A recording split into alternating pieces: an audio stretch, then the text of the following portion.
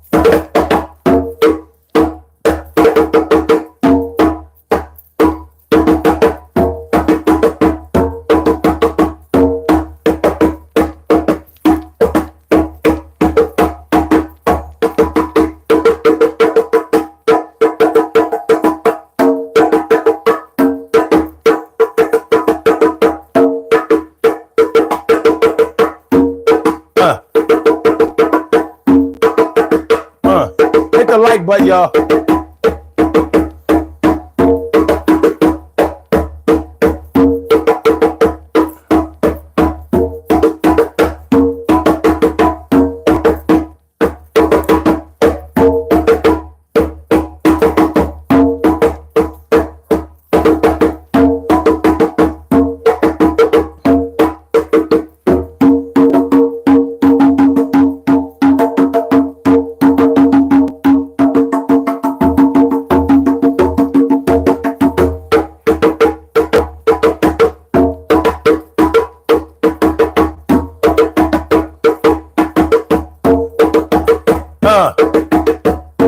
Carry right, Marissa Allbird, who else we got, can I see,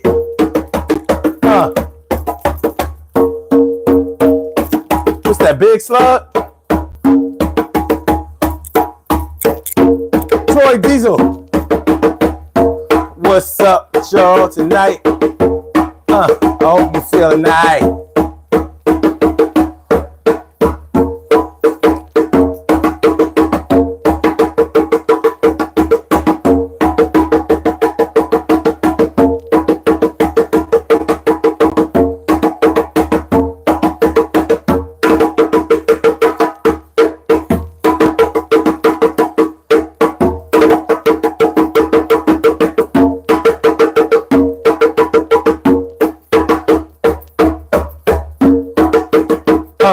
Yeah.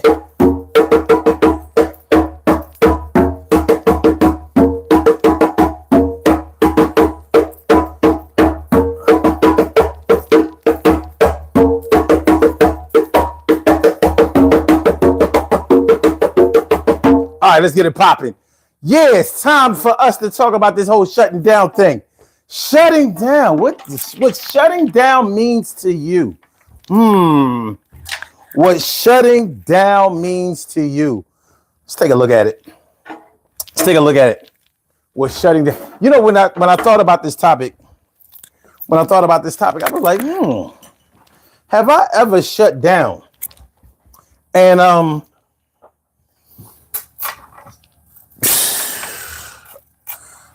don't think so. I know I've shut up, but I don't know if I've ever shut down. You know what I'm saying? Big Slug. That's what I'm talking about. What's good? What up, Marissa? Thanks for coming through. My man Troy Diesel, all up in the house. Good to see me some you. You already know. You already know. We are ready. We are ready and we are here. Nate, that's me. Oh, God, this nigga here. Never mind. I'm taking back my greeting. Never mind. Yeah, we good. We not doing this. I take back my greeting. You know what I mean? You keep that shit up. You ain't gonna be in here. No, it ain't that kind of party, son. You come to the wrong door. You done played Ding Dong Dixie or Ding Dong Ditch in the wrong place. You know what I'm saying? You done hit the wrong bell and ran. You done hit the bell and stayed. We ain't doing that. But yeah. So when I'm talking about this topic, I was thinking like, yo, have I ever shut down? I'm thinking like, no, I never shut down. I've definitely shut up, but I never shut down. And when you think about people who claim to shut down, I think that people can do it in a lot of different ways. And I would imagine that when it's time for a person to shut down, they're probably doing it because of a surprise thing that has happened to them, some unexpected type of event or confrontation has happened to them. But is it all about the confrontation? And what is it about a confrontation that would make a person shut down? What is it about a confrontation that would make a person shut down? Now, I'm thinking that when you are probably in the right, it would probably be easier for you to shut down. At least that's what I'm thinking. That's what I'm thinking. Like, I'm trying to imagine somebody who got caught in a lie shutting down. Like, yo, you either got caught in a lie or you got caught in a situation that you ain't had no business being in, and now you want to shut down. Well, I'm not sure if that would be the time to shut down or if you would get away with it. Now, I've seen some people, pull off some interesting little feats when they have gotten caught, doing some shit that they ain't had no business doing. Like, I've seen people who got caught shoplifting. I've seen people who got caught shoplifting fake like they having a heart attack, asthma attack, or whatever. Now you still getting locked up. The cops are coming. They're gonna throw them cuffs on you, and you're gonna get booked or whatever. But I've seen people try to avoid that, and I've also seen people do that at work. I remember. Oh my God, man! Picture it, 2018. 2018. This chick, this old head woman was she was on her final warning. And you know how, shout out to all my union members out there, but sometimes union members are not good employees. Sometimes they take unfair advantage of the system and they push the bounds of the rule book, the handbook. At every union job, there's a union handbook. It clearly lays out what you can do and what you can't do, what you can be written up for and what you can't be written up for. Your job description and the violations are clearly laid out in the union handbook. Well, there was this chick, old head chick. She's probably near retirement, but she had a long storied history of fucking up at work. And she got caught doing some shit. What did she get caught doing? Anyway, she faked a whole heart attack to keep from being written up. I'm like, well, it was because she was on a final warning, so that write-up was going to equal. But she beat it. Her husband was some kind of so-called big wig in the union or whatever. He was probably just like some kind of step above a shop steward or something like that, you know what I mean? But he had some kind of say-so, a little bit of juice, a little bit of pull, because these were Teamsters. But yeah, I've seen people fake like they dying, fake like they having a stroke, fake like they having a seizure, fake like they having a heart attack, fake like they having an asthma attack, fake like they can't breathe, fake like they can't move, fake like they can't do nothing until the lawyer or the ambulance come. They got to get out of this trouble. Now, is that a form of shutting down? Because they were certainly acting like it. Would y'all consider that to be a form of shutting down? I wouldn't. I would consider it to be a form of showing out. But what if you were so overcome with emotion, grief, anxiety, that maybe it could cause you to shut down? What do y'all think? Could that actually cause somebody to shut down?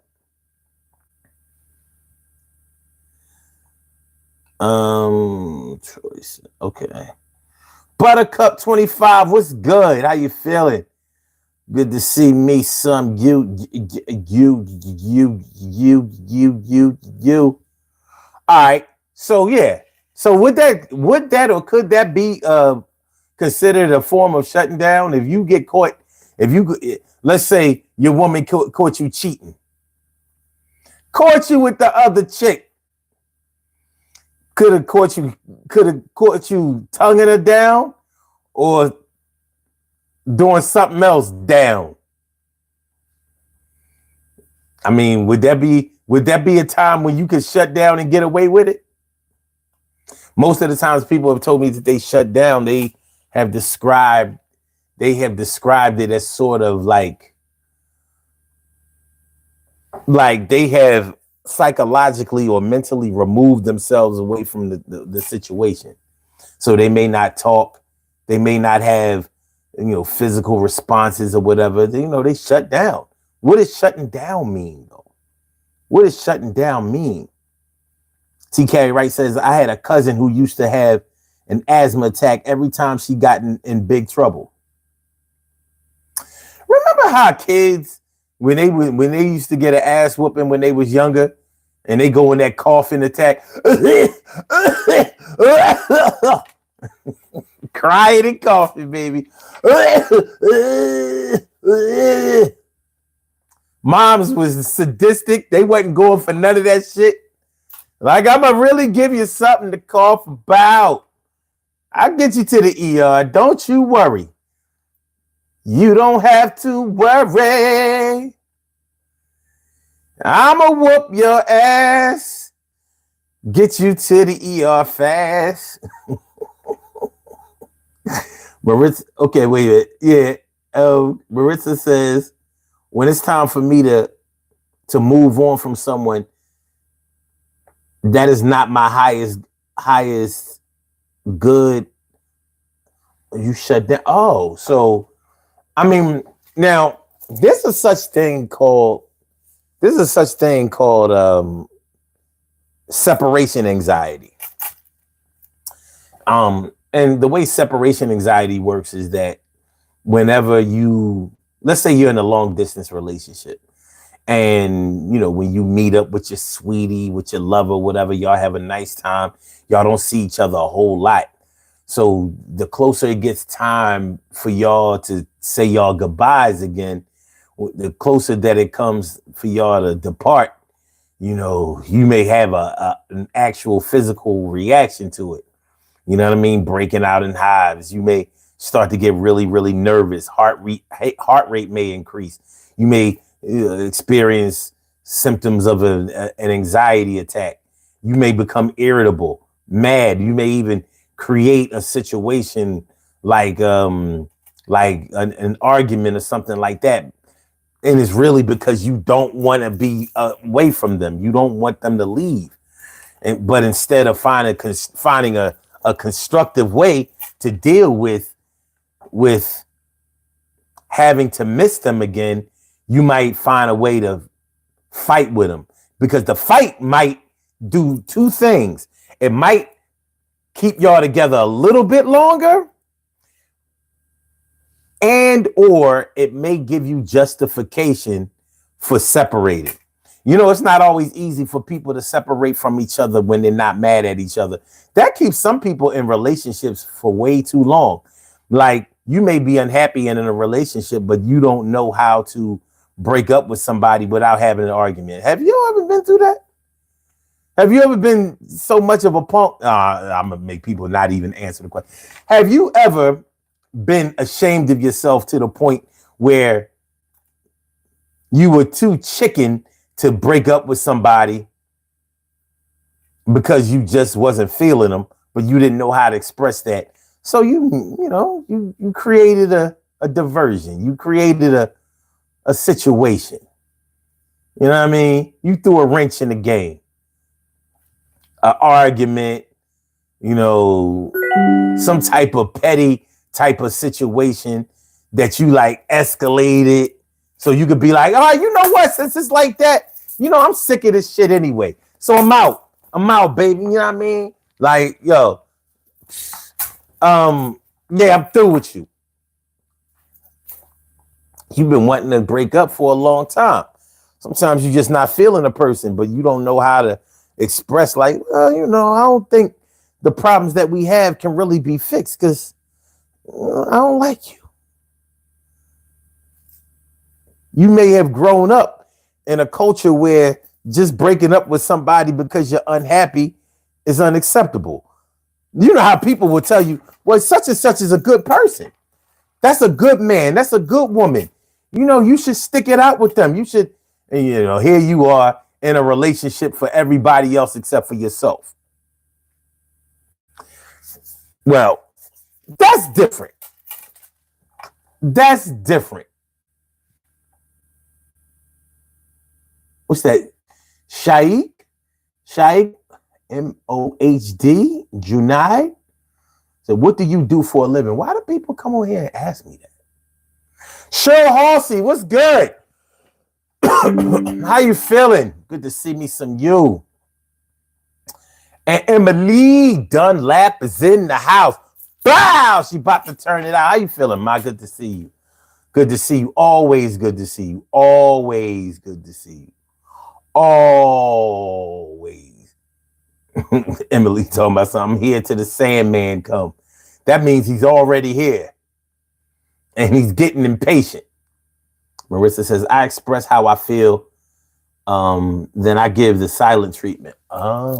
So is the silent treatment, is that part of shutting down? Is that part of shutting down? Shutting down.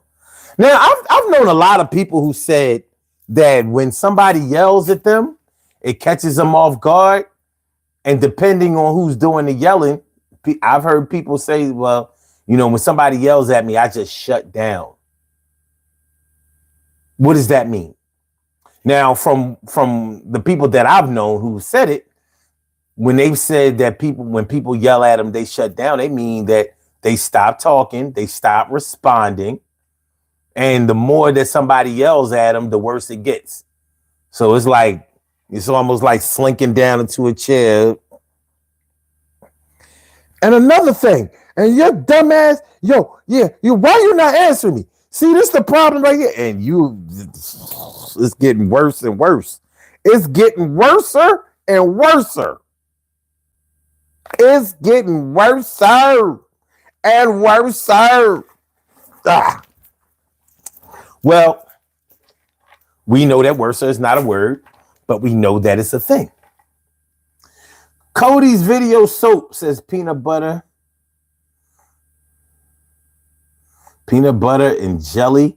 The long way will calm you down. My man Seika Sala. My people, Seika Sala is all up in the house. How you feeling? He says, I used to work as a concierge. I would buy lunch for the front desk girls once a month. They were very happy. The first time I didn't buy lunch, they all dissed me and made jokes. Never did that again. God damn. Yo, man, you know how entitlement goes? They started looking forward to that lunch. They felt like they deserved it. Almost like they paid for it, I guess.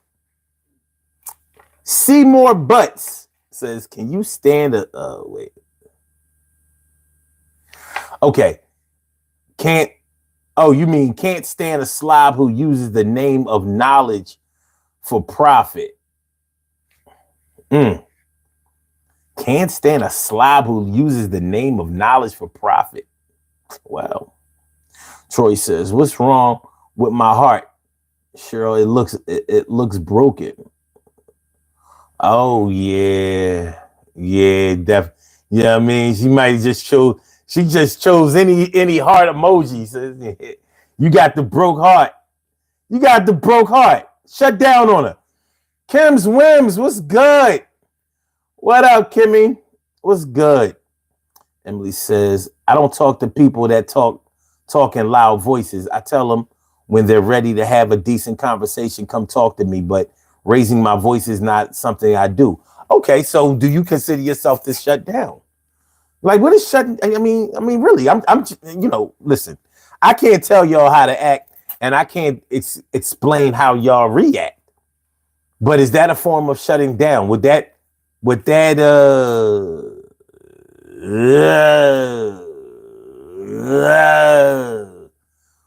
be classified or would it qualify as shutting down? Would it qualify as shutting down? All right, y'all. So I made up this fresh batch of Colonrine. This shit got more power. Now, the reason that it's brown is because it has all of that turmeric extract. That shit will orange out anything. So I'm not eating shit. Just in case y'all think that I'm like somebody pooped in a this is not what's that video? 2 girls in a cup, some shit like that. It ain't that.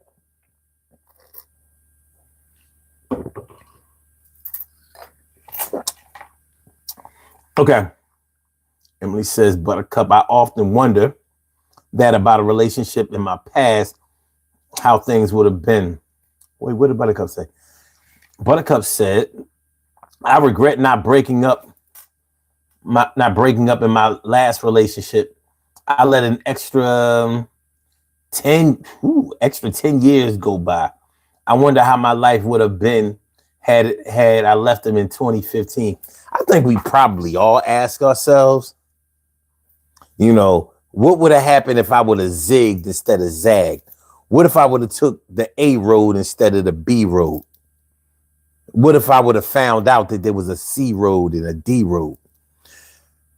I think that things turn out exactly or go exactly the way that they're supposed to go because we would not have learned our lessons any other way. So I stay away from using words like wasted years or whatever. The only years I think that are waste are years where somebody is locked in jail. And even when you're locked in jail, you find a way to spend those years because your safety is an issue. Your psychological state is absolutely an issue. You really have to concentrate on just surviving. It's not an easy situation. So, yeah, but I honestly and truly believe that things happen exactly the way that they're supposed to happen. And there's nothing that we could have ever done, said, or anything that could have changed our plight. The question that you really have to ask yourself is because of the decision I made and the road that I chose and how things played out for the length of time that they played, what did I get out of that? What kind of person am I now versus the person that I was when I started? Am I any smarter? Am I any wiser? Have I learned a skill from it? What things can I take from that I would repeat? What things would I definitely reject for the rest of my life? When you start looking at it in those terms, you kind of, pick it apart, you dissect it a little bit, and you can probably find a little bit of comfort in what you did. Because you have to consider the fact that you felt some kind of way at the time when you made the decision to be with somebody or do something or engage in some kind of activity. Your head was in a certain space at the time. So not doing it wasn't really an option. To all of my failed married people, failed marriage people out there, you know what I'm talking about. You know, you had optimism for the marriage that you got into. You know what I mean? It's supposed to be a marriage. Two people looking out for each other, growing old together, starting a family, building a family with each other. And you know what? You know what I think is, and even though this is off topic, but this shit is still important because during these types of unions, these types of relationships or whatever, there may be shutting down along the way. There may have been a whole lot of shutting down along the way, but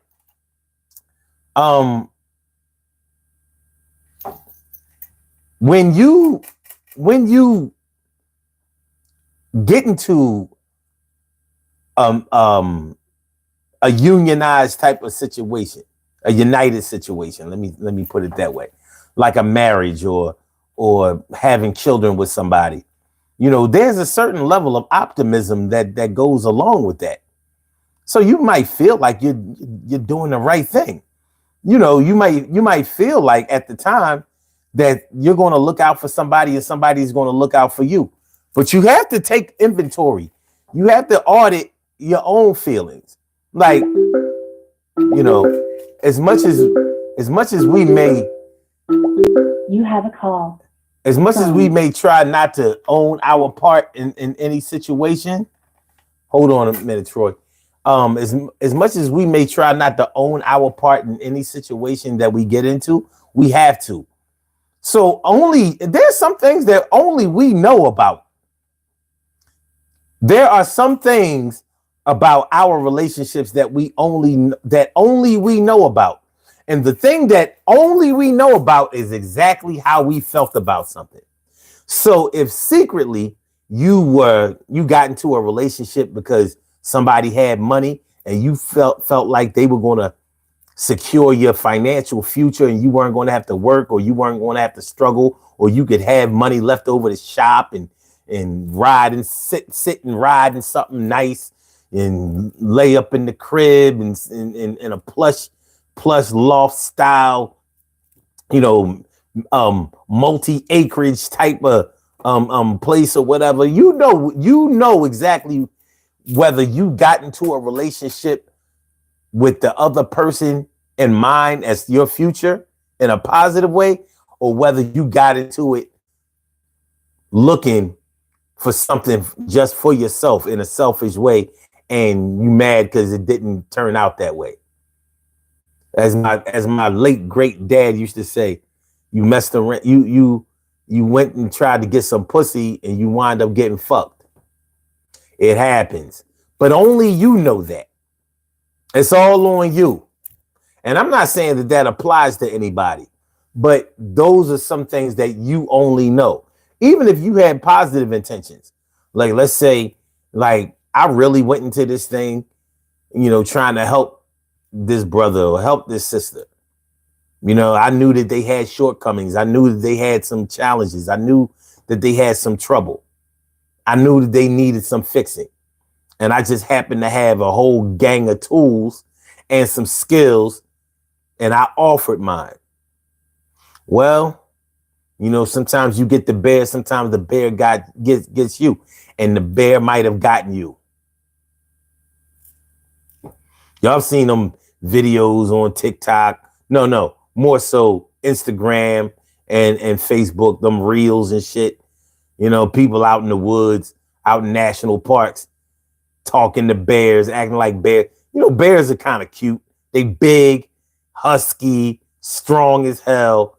You see a bear claw, that thing is dangerous as hell. And people think because bears don't always negatively interact with human beings, but some human beings overstep their bounds with bears and they wind up getting mauled like crazy. Well, yeah. He's a bear. He's a wild animal. What did you expect? He reacts to certain things like a wild animal would do. So all of that shit, hey bear, hey buddy, hey, how's it going? Okay, hey, you want some of this? Hey, calm down, buddy. The fuck are you talking to? You don't know what you saying? You know, do you know what he's probably hearing in his mind? Oh, yeah. I'm about to fuck you up. Yeah. I got you right where I want you. Bear trap all day. I'm not even called a bear. What is a bear? What is a bear? I'm called a oogle. A what? A oogle. Some shit you can't even spell. You don't know what's going on in a bear's mind. But anyway.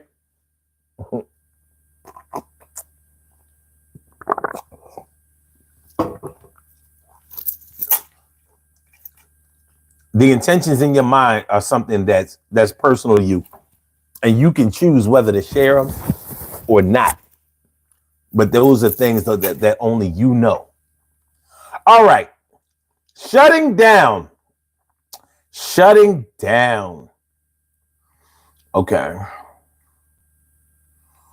Oh, hold on. I'm gonna get right with you. I'm Troy. I got you. Hold on. No association says sign still well backwards, bruh. Oh, I almost like you don't believe me. I have no control over that. The sign is exactly the way that it's supposed to be, but the camera isn't. So because the camera doesn't mirror the image, like let me put you onto something. This is my right hand.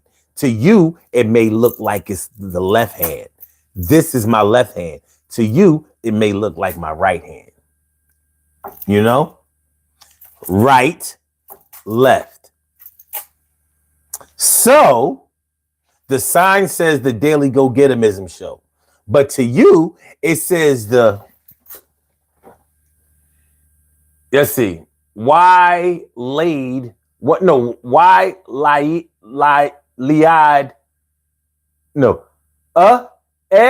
Heti. Why liad seme te gog wosh. That's what it looks like to you. I understand that. But no, the sign is right. The sign is right. I can prove it even farther. This says Eagles, but to you, it probably says Selja to you, but you know that it says Eagles. So we are a victim of some glitches in technology. Now, if you go back to maybe like 6 months ago, 7 months ago, you'll see that it used to mirror my image. So all of the writing around me looked regular. Now, even that's just what it is. That's just what it is. No association. That's all it is. That's all it is. All right. Emily says, I don't know if it's shutting down or shutting up, like you said. Okay. She says, but stop talking to me because I'm trying not to cuss or curse because bad words sometimes escape my lips. Potty mouth. All right. Buttercup says the universe placed all the right people in my life, but now I'm over 50 and living proof that time doesn't wait. Shit, you still alive. If you still alive and healthy, go for yours. Kim's Williams says, if nothing else, I've learned over the past few years during the pandemic and all, I am not the person I thought I was when it comes to relationships. Well. That's some shit. And Emily says, would lash out and violent not be the same? Because you could lash out. In other words, like somebody yells at you and you yell back, and maybe even louder. Like they thought they was going to shut you down, you might have shut them down. Like nobody has ever talked to me like this before. You have no filter. Like when you make a Libra mad. If you know, you know, and if you know, you know, and if you know, you know. Yo, you thought the tongues on Virgos was bad. You don't want to make a Libra mad. They would talk about your mom and your dad. Yo, you don't want to make a Libra mad. They would talk about your kids. They would talk about your life. They would talk about your love. They would push and they would shove. Yo, that shit is vicious. It cuts like a knife. And I'm talking about that Ginsu shit. Yeah, that's your wife. Why would you ever say that? You trying to make them feel bad for their life forever. And at this particular time, yo, let me just say this. Yo, you don't ever want to make a Libra mad. You don't want to make a Libra mad. Yo, the tongue is like some samurai shit. That shit is sharp as hell and it's going to slit your shit. You going to bleed out. You can't believe doubt. If you get back with them, that shit is going to happen again. Yo, be a friend. Yo, you don't want to make a Libra mad again. No filter, no filter. She said the kind of words that almost killed ya. How can somebody die about words? This bitch talking about the shit that she seen, the shit that she heard, the shit that she think, the shit she never really thought. You can tell she thought about it before. She's running up the score. Anyway, all right.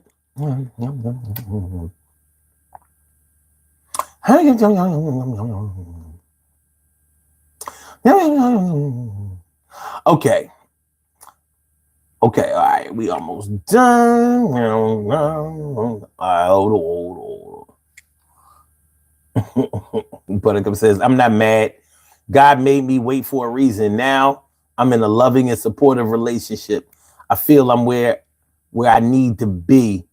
I say, all right, that's what's up. Jeff Sprayberry says, why can't we all just get along? Cause man, motherfuckers be tripping. You know why, Jeff? Thanks for coming through, Jeff. Kim says they try with bears, primates, whales, sharks, lions, etc. I just watch.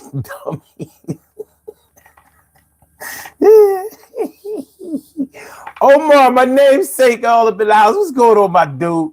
Good to see you. Thanks for coming through. You already know. Jeff Sprayberry says guilty as well. Oh, you a Libra? Says I really tried to keep my anger under control because you never know who you're dealing with these days, and it could be your last over something stupid.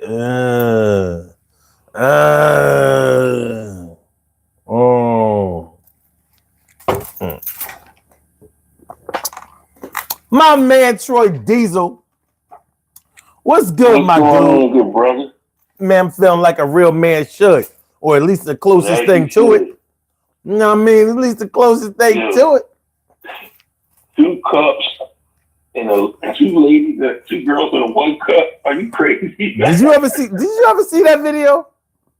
Yes, I did. One of the most disgusting videos in humankind. I think it's the most disgusting. That shit is it's in the top 3. That shit is shitting. Right? Nasty as hell. That singing, that shit is shitting. That's utterly. We just gotta put that as utterly disgusting. I think they were all aliens. But man, shutting down, that's one of my best nucleus of just getting past something. You know, I mean, I shut down at jobs, I shut down relationships, I shut down with family. You know, I've had to redirect myself because through the years, I've allowed myself to get to a point where I allow my rage to overcome me. You know, and it doesn't come off to a person like female wise. Would never put my hand on the female. Male wise, I take my shutting down as my spirit hugging me. My spirit coming out of my body and just hugging me, telling me, Troy, calm down. because if it doesn't, it can go to a part where I don't want it to go. So, you know, years ago when in my younger years, in my younger adult years, in my later teens, I started allowing myself to, I used to get out of control, punch a wall, punch a pole, punch anything just to get it out because I didn't know nothing about the nucleus of meditation or anything else. When you're young, you don't care about all that shit. You just want to get your frustrations out. And you're not getting it out on nobody that you, like even at work. You know, one of my bosses used to stress me out so much, I just wanted to hurry up and get out there. And then they found out, well, if I stress Troy out, he's going to work even harder. So they start stressing me out even more so I can get, because they see that I work quicker and I work even harder because I want to hurry up and get the fuck out. So once people know what's your shutting down mechanisms and things like that, like, yes, I've said it before. I've used asthma. I faked asthma attacks. Just like the lady at the job faked a heart attack, which was such an emotional, intelligent thing for her to do. That was beautiful. I applaud her. She saved her job. I mean, in the union. Hold on, let me tell you something. Pardon my candor. That bitch was foul as hell. I swear. She was fucking foul as hell. I couldn't stand that. Listen, man, I don't normally get personal with people at work. I couldn't stand that motherfucker. I wanted her gone. You know what I'm saying? For real. She tried to take my job. I tried to take hers. And then mine was going to work because she couldn't stay out of trouble for shit. She was treacherous. Oh, hag ass motherfucker. It's a beautiful way to keep a job. The fact that she said, my chest. As soon as she got better, that write-up came. Yeah, you know I mean? That was her ass. Yeah, it'll get you out. It'll get you through the day. It'll get you through the day. Like it's just like she did want to get fired. She wound up being able to retire. She was already old. You know what I mean? She was like, and when I say old, I mean work old. So she was close. She was close to like, 65 or whatever. She had to be no less. She wasn't in her 50s because at the time I was like 40, 48. So she was definitely way older than me. She might have been overtime. Let's say she was 60, 64, 65, 66 or whatever. But she was vicious.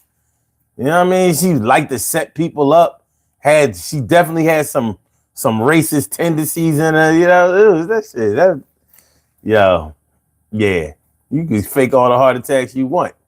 Yeah, you gonna have to fake a lot of them because that wasn't nowhere near her first violation. She had a work rap sheet long as sea scrolls. You know what I'm saying? Damn. Yeah, but yeah, man, shutting down is I mean, if a lot of people shut down, you just don't want to shut down and then hear words after that. Like when you shut down and somebody say shut down, when they shut down and be like, okay, I'll be back. You better leave. You better fucking get the fuck out of here. Yeah. I think everybody better leave. I mean, there is like I remember even as I got older, I developed a better shutting down mechanism and a better way of conducting going through disagreements with my sister because I'm the youngest. And my sister is the second oldest, so we used to argue back and forth. So what I started doing is I stopped the shutting down, and we used to go back and forth. So I shut down, and then it got to the point where we was arguing one day, and I said, you know what, I gotta try this new thing that I created. So when she's arguing with me, I would turn my back with her, and I would have a conversation with the wall. And I felt this though, because then once she looked at me, she was like, why is this motherfucker talking to the wall? So it shut her the fuck up. So when I'm talking to the wall, I'm saying things that I would say to her. You know what I'm saying? Yeah. Hello? Yeah, hold on. I would say things. Hold on. We got a caller coming in. Hold on. You have a call from right, we good. You know, and I would say things that I would like to say, like, why do you guys keep coming off like that? I ain't being disrespectful to you, I ain't being ignorant. And I just say it better because I ain't got to look in her face. So my theory is that it's best to talk to the wall than to talk to the person in front of you, even though they're behind you. Okay, let me ask you this, because you caught my attention with something that you said before. You was talking about people stressing you out. Now, stressing people out means different things to different people. What do you mean when you say that somebody is stressing you out? Like what is happening? What is somebody doing, and what's happening to you? Well, let's put it like this. Let me see. Job stress. The job I'm at right now, the job before I got injured, I'm working, my supervisor is not the cooks, because I'm tremendous at what I do. I love what I do. I've been doing it for almost 30 years, so cooking is not the problem with me. I'm confident, not cocky in the kitchen. But my supervisor, who I worked with 30 years ago, as I learned, you know, when you're a supervisor and you're a cook, as a supervisor or chef, you should at least know how to make oatmeal and cream of wheat. And if you can't do that part, then you shouldn't be in that position. So when I come in your kitchen and you tell me, no, we don't need no Gordon Ramsay, gourmet, catering type cooking, you just want basic cooking, and you're trying to dumb my cooking down and the way I cook cuisine down to benefit you. So, if I'm not here, you gotta cook it. You can make it's so easy for you to do. And that's not the type of cooking I do. I cook. I create. I'm a creator of cuisines. I don't sit back and just throw shit together so people can just eat. No, when you eat my food, I want people to walk around talk about that was one of the best meals I had in this place. Or since I've been eating food, I want people to enjoy the meal. So when he sits back and he says shit out of his mouth and he try to create a disagreement, a disturbance, or try to just slither his way into what's going on, it can become a stressful environment, because what happens is my stress level goes from zero. It don't go from zero to 60 or more. My stress level goes from 0 to about 20 or 30, and I calm it down by shutting down. And when I shut down, I focus on the job even more. My work ethic is cool, whereas I'm already doing my job, but it's focused 10 times more. It goes from 1 to 10, because I want to hurry up and do my job and get the fuck out. Because if it continues, either I'm going to say something or I'm going to react. And I don't want to say something and I don't want to react. Mm-hmm. There's a consequence behind that. You know what I'm saying?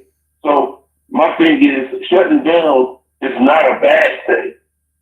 It's a tremendous thing if you utilize it to the best of your abilities for what you need to utilize it for. It takes away from you saying some verbal things out your mouth that's going to either get you terminated. It takes away from you saying some things out your mouth that can get you shot and killed. But is that shutting down? You know what I mean? Like, it is shutting down. Well, if you bickering back and forth with each other, right? And let's say any relationship, if you bickering back and forth with a female, your woman, your girlfriend, your wife, or whoever, right? If you bickering back and forth, when does it stop? There's going to be an escalator. You're going to go from first floor to second floor to third floor. When does the argument stop? Mm-hmm. And if it doesn't stop, it's going to escalate to something more. So somebody has to shut down. Somebody has to shut the hell up. Well, who's going to shut up? Wait a minute. There's a difference, or let me ask the question instead of saying, can't there be a difference between shutting down and standing down? Now, if a person stands down, they basically, do what's necessary in order to de-escalate the situation, and they may. But if you stand down, you still conversate. No, you can de-escalate no. When you stand down, you basically have gotten, let the other person do all the talking, let them have their way or whatever, or you comply. That's standing down. Like, okay, like so we're shutting down then. But that's what I'm talking about. When I've known people to say that they shut down, You know, they may not only stop speaking, they may have a physical reaction to shutting down. Like it may not be like they may not be in an emergent state, but they may stop their emotional processes to the point where you may wonder what's going on with them. Like something like maybe even get they may fall into like what looks like a hypnotic state. So that's the whole. Well, see, that's the whole thing. Well, that's my reaction. My reaction, like at work, me shutting down escalates my work. So there's a reaction to. There's a reaction to it. That's my reaction because if I don't focus on the work, and if I don't walk away from the individual, you know, because some people can be antagonizing, they can continuously talk. And the only way you can get frustrated and overly frustrated and get stressed out more and escalate the situation more is by standing there looking at them in their face while they talk to you. So you walk away from the situation and just focus on what you got to do. And even by moving faster and moving through your day and just ignoring certain situations, you make it through it. Well, I'm not sure if you would be able to keep working if you shut down. No, I've done it. I'm not sure if what you did was shutting down. That's what we're trying to figure out here. All right, I'm gonna do this, and then I'm gonna bring Kim in. I'm going to actually Google what shutting down. What does Google have to say about shutting down? What does I'm doing it now? Now you done messed it up. Okay. Hold on. What does it mean when a person has shut down? Okay. It says when a person shuts down, it means they are emotionally withdrawing, often as a defense mechanism against overwhelming emotions or situations, leading to a state of detachment and reduced engagement. So this wait a minute, that's not what you explained. That's what I've explained. It's an emotional detachment from a situation that you're going through. Okay, hold on, there's more to this. It says here's a more detailed explanation. Emotional withdrawal. Shutting down is a form of disassociation or emotional numbness where a person becomes detached from their emotions and potentially from the situation at hand. Defense mechanism. This behavior can be a way for the person to cope with stress, trauma, or intense emotion that they feel unable to process or manage. Signs of shutting down. This can manifest as becoming quiet, withdrawn, avoiding eye contact, or physically turning away from a conversation. Underlying causes. Emotional shutdown can be triggered by various factors, including trauma, prolonged stress, anxiety, depression, grief, or feeling overstimulated. Importance of understanding. Recognizing that someone is shutting down can help others understand their behavior and provide support by offering space, time, empathy, and patience. Stonewalling. In some cases, shutting down can be a form of stonewalling where one partner in a relationship withdraws and refuses to engage, which can be a form of passive aggressive behavior or a way to manipulate the situation. So I'm glad I looked this up because I was already under the impression, well, I know that different people have different ways that they shut down. So when I hear one person talk about an experience where they shut down, it may not necessarily mirror or be similar to how another person shut down. But shutting down is not. It's actually a serious thing because a person normally shuts down when they're either their feelings are hurt in some type of way or they have suffered some type of emotional damage. It could be short term or it could be long term. It could be response to a past trauma, which You know how possums play dead when they're afraid.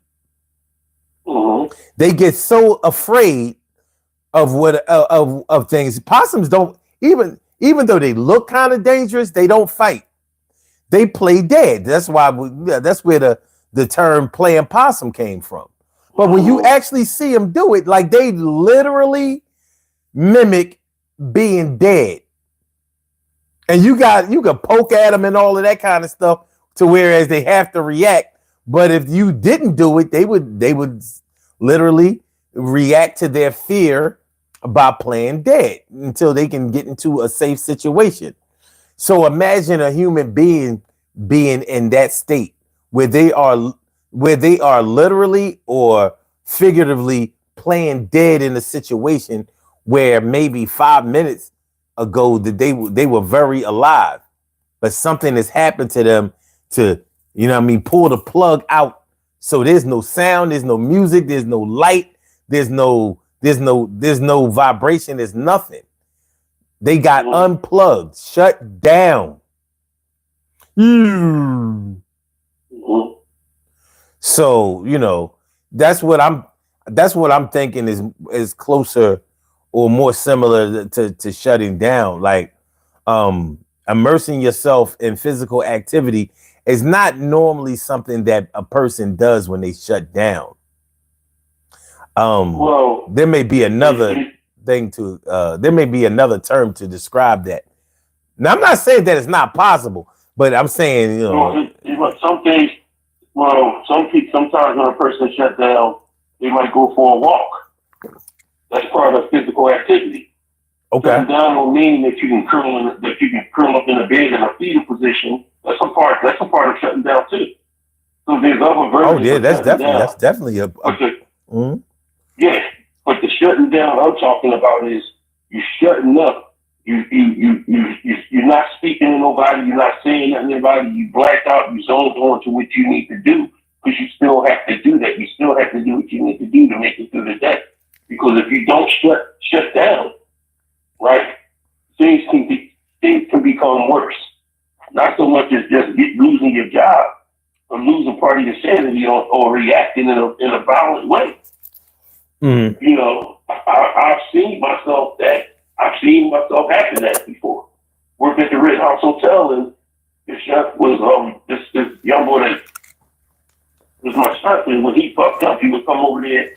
When he fucked up in front of our boss, his boss and my boss, he would come over and try to blame it on me. And one time he came slamming his finger on the table and getting irate. And as I was getting ready to go outside to get a breath of fresh air, I punched the wall and put a hole in the wall. Punched my hand up. You know, all the balls was walking around there. He fucked the wall up, and then he got somebody fix it before I got fired.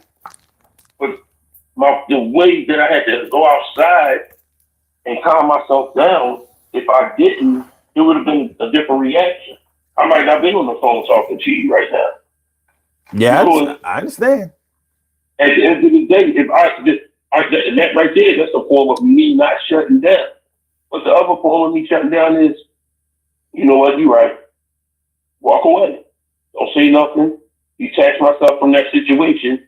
And even when you detach yourself from that situation, the person that's antagonizing you or the person that wants to keep the situation going on, now you want to create other type of conversation with that person because you want to test. Let me see how he acts. How you want to act if I ask him this. Instead of just leaving the shit alone and let's just get the day over with, bro. See, and these are the people that I deal with in kitchens. Okay. These are the people that I got to deal with in kitchens. Worked at a kitchen before that. The job before Stratton Hospital, I was working at a kitchen where I got promoted to sous chef, and one of the cooks tried to call out on a Friday. I tried to explain to him, look, you can't call out because they just gave you a clean slate. He ain't gonna call. If he hang up, he said, I don't want to hear that shit.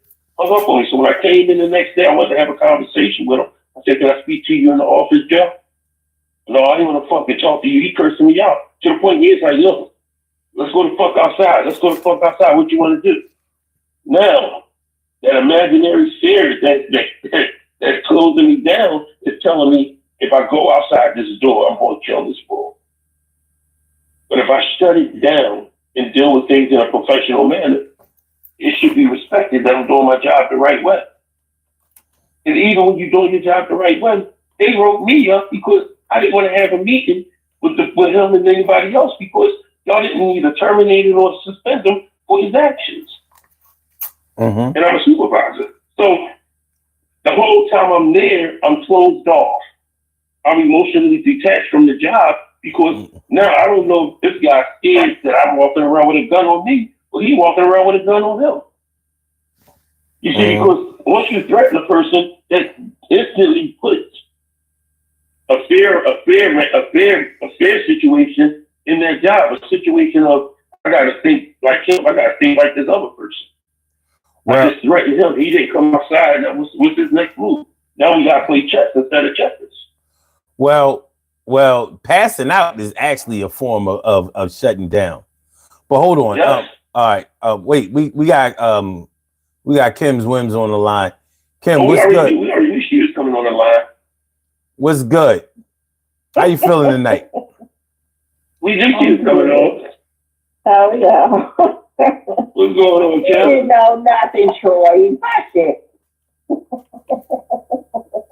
She just waiting for Friday music night. I know she is. Oh, yeah, I am. I'm off work early enough, so yeah, you know, I'm going to call in. First, hey, family. Troy, I'm still over here like, did this say he faked the asthma attack to shut down?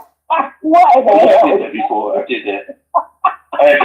It wasn't even so much as thinking an asthma attack to shut down. I had to shut my mom down from getting removed my ass. You can't say a woman faked a heart attack to shut down. Like, Yes, that's what son. Tell us the story, son. Hey, that's your story. I cannot tell it. No, the story about the lady at your job. Oh, she heard that. No, she wasn't on the phone at the time. Yes, she was. In the episode of King of Queens where Doug couldn't remember his wife's co-worker's name. And he said, See that episode. Shit. I mean, think about how Red Fox, when he was Fred Sanford, you know, like him faking them heart attacks all the time. That was, you know, and I mean, and the fucked up part about it, he actually died that way. They thought he was playing. Yes, they did. Yeah. Well, let's see, Elizabeth. Well, so I'm a shutdown person. I was looking at this question you have that asks how do you respond if someone's yelling at you. Mm-hmm. And I definitely shut down, not because of fear or anything like that, but because my response is to become real disrespectful, and I'm going to change the narrative of the event. Okay. And it's not going to go well for one of us, and it's definitely not going to be bad for me. So my response is definitely to shut down, especially if somebody's yelling at me or being disrespectful. Because after that, there's just, like, I am not Michelle Obama. I don't believe when you go low, we go high. I believe when you go low, let's take it to hell and on beyond. Okay. Let's get on this train together, baby. That's how I feel about it. Since you want to do it, let me show you how I can do it much better. So that's why it's just best for me sometimes not to be responsive when people do those things. And it's not because I'm tough or anything like that. It's just my patience I just have no tolerance for anything anymore. So because of that, leave me alone. If I'm not bothering you, don't bother me. It's just that simple. If I'm not bothering you, don't bother me. Because I don't make a habit of going around causing issues with people.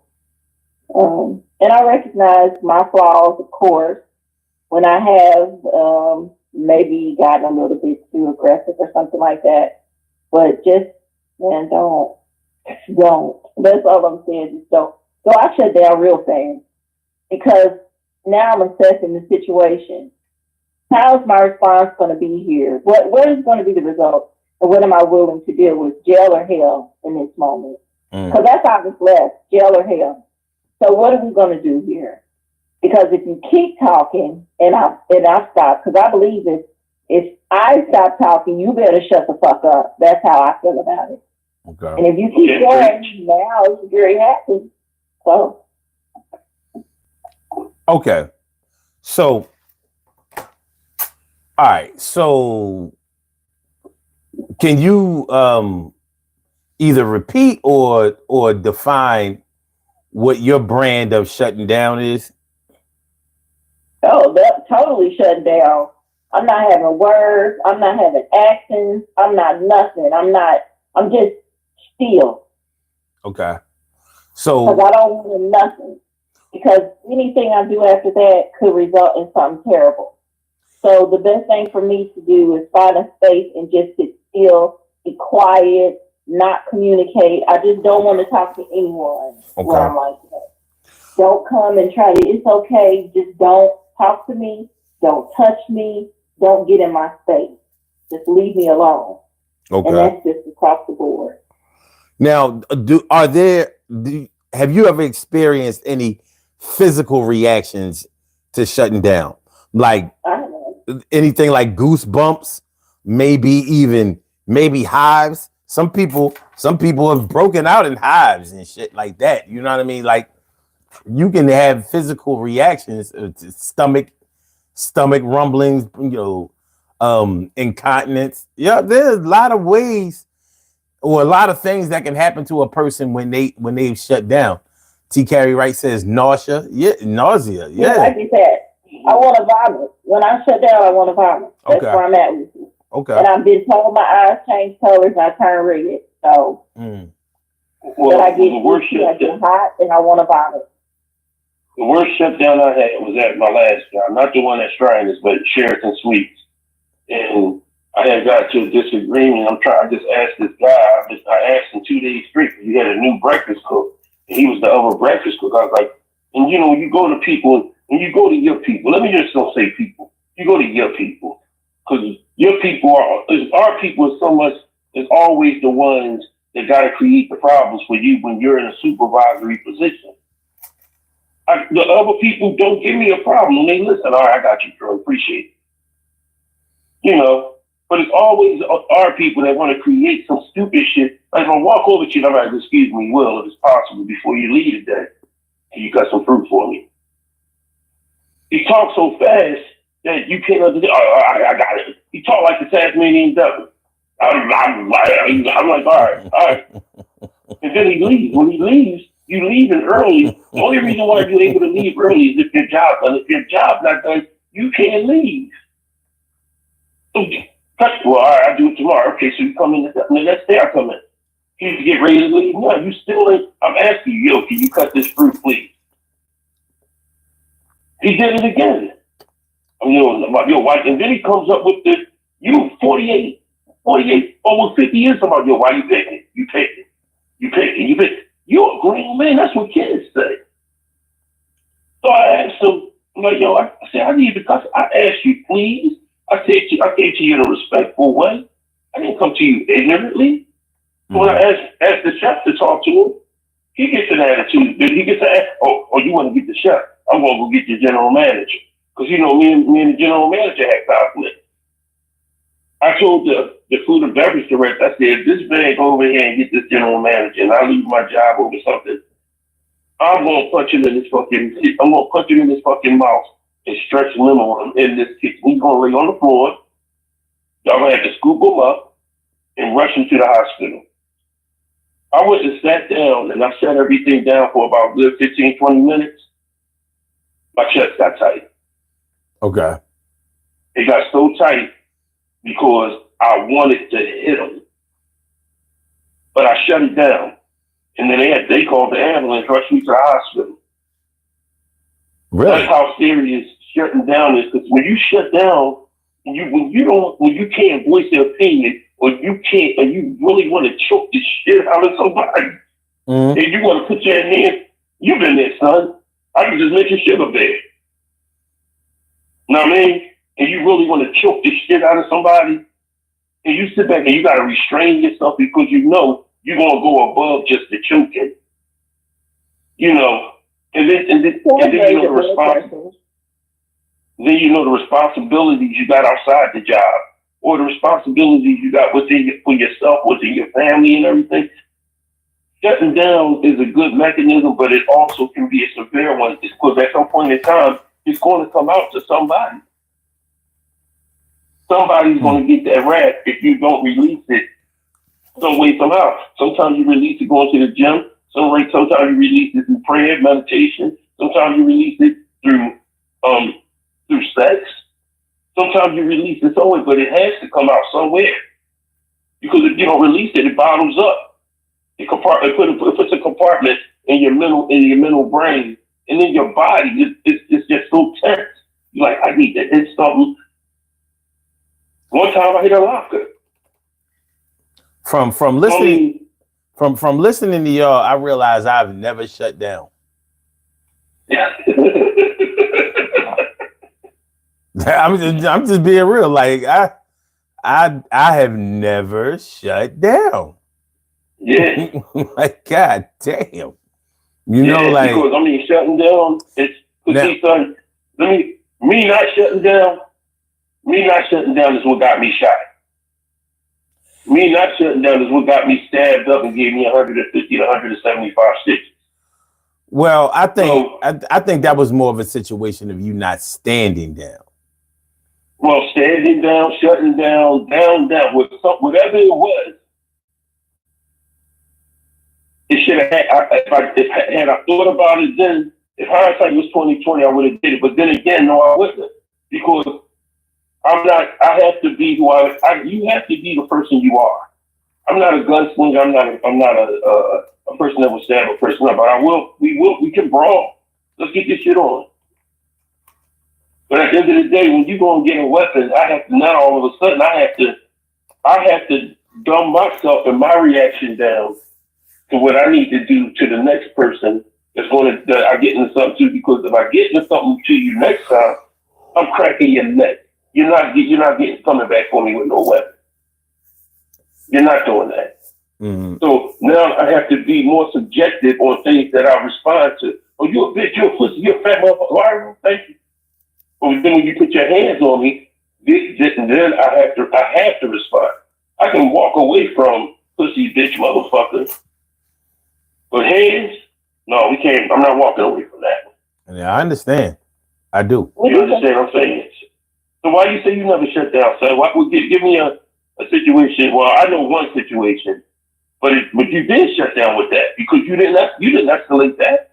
Well, what situation you talking about? The one with Sugar Bear. You don't remember? Or was that the bank? The one that when you knocked his drink out his hand or something? I knocked the drink out of his hand. That was not shutting down. That was not standing down. My whole intentions was to make him have to fight me. And he stood down. Yeah. He didn't shut down, but he stood down. He knew what it was hitting for. As he should. Yeah, he knew I was not playing around. Mr. Ride, all of the motherfuckers, they knew. Like, oh shit. I might be getting banned. I might be getting banned from the club, this night. But they knew. They knew I wasn't playing because they heard what he said. He was huffing, he was puffing, and talking about what he didn't have to do and how he didn't owe me the money and all of that. I'm like, all right. So when I elbowed the drink out of his hand, like, all right. And he said, why did you do that? I said, do what? I said, just like you said you don't owe me the money, I guess I didn't knock the drink out your hand. Mm-hmm. See how that worked? Now, what's your next move? Checkmate. Hey, he knew what it was. He chilled. Now, that it was for. I ain't saying he did it because he was no punk. I mean, it was at his place of work. I wasn't working that night. I was just chilling. I was there to support you. Mm-hmm. So, you know what I mean? But would you prefer a situation where you could just talk out whatever the issue is? Listen, I I'm not a violent person, but when all other avenues have been exhausted, if it's got to go down, then I prefer that it go down swiftly. You know what I'm saying? Yeah. Like, but I agree with you 100%. I'm a man of reasoning. I don't see any reason why a grown man and another grown man can't come to some type of agreement. This earth is big enough for both of us, and we do not have to occupy the same spaces. So, but if you put me in a position where you make me feel like, well, let's just put it this way. If I give you the courtesy and respect to not play you, don't try to play me, especially trying to play me in front of a bunch of people because you think that I'm scared to miss out on an opportunity. I was like, when you create your own opportunity. That's what I'm saying. That's what he didn't seem to understand. Like, I wasn't eating off of comedy like that. I had a job. I had a career. I had a whole business. So I wasn't worried. But even still, you didn't need the laugh house because you was creating your own stages. But that's what I'm just saying. You know what I'm saying? Like, yeah. I'm smart enough not to ruin my own opportunities, but not that night. And plus, that was in my drinking days. He was going to get it, and he knew it. He was going to get it. There was no the filters. The filters was missing from the heater. But anyway. You said what was missing from the heater? I said the filters was missing from the heater. You know what I mean? You getting that raw air. You getting all that dirty air, man. That is not clean air you getting right there. But when it comes to, I've seen other people shut down, and from thinking about it and from listening to y'all, I see how I don't want to say I've made other people shut down, but I see how influential I've been with some people shutting down. And even when I've seen it happen in real time, I'm like, like, what the fuck is going on here? You know what I'm saying? Like, you kind of know what's going on. Now you got to kind of choose to see if you believe it or not. Because some people, like I was talking about earlier in the program, some people will use that as a defense mechanism to get out of some shit because they done some grimy shit, and now they trying to weasel their way out of it. Well, with me, that don't work too well. So, but you have to be careful when it comes to dealing with some people, because some people, even if they not perfect, even if they do some fuck shit, that doesn't mean that they don't need to be handled with care. Now, I haven't always understood that. You know what I mean? There may have been times in my life where I played, where I maybe were more on the side of law and order, but that doesn't work for everybody in every situation. As you learn and you grow, you have to learn that it's better to cultivate and preserve relationships rather than to put box people into a corner where it's fight or flight.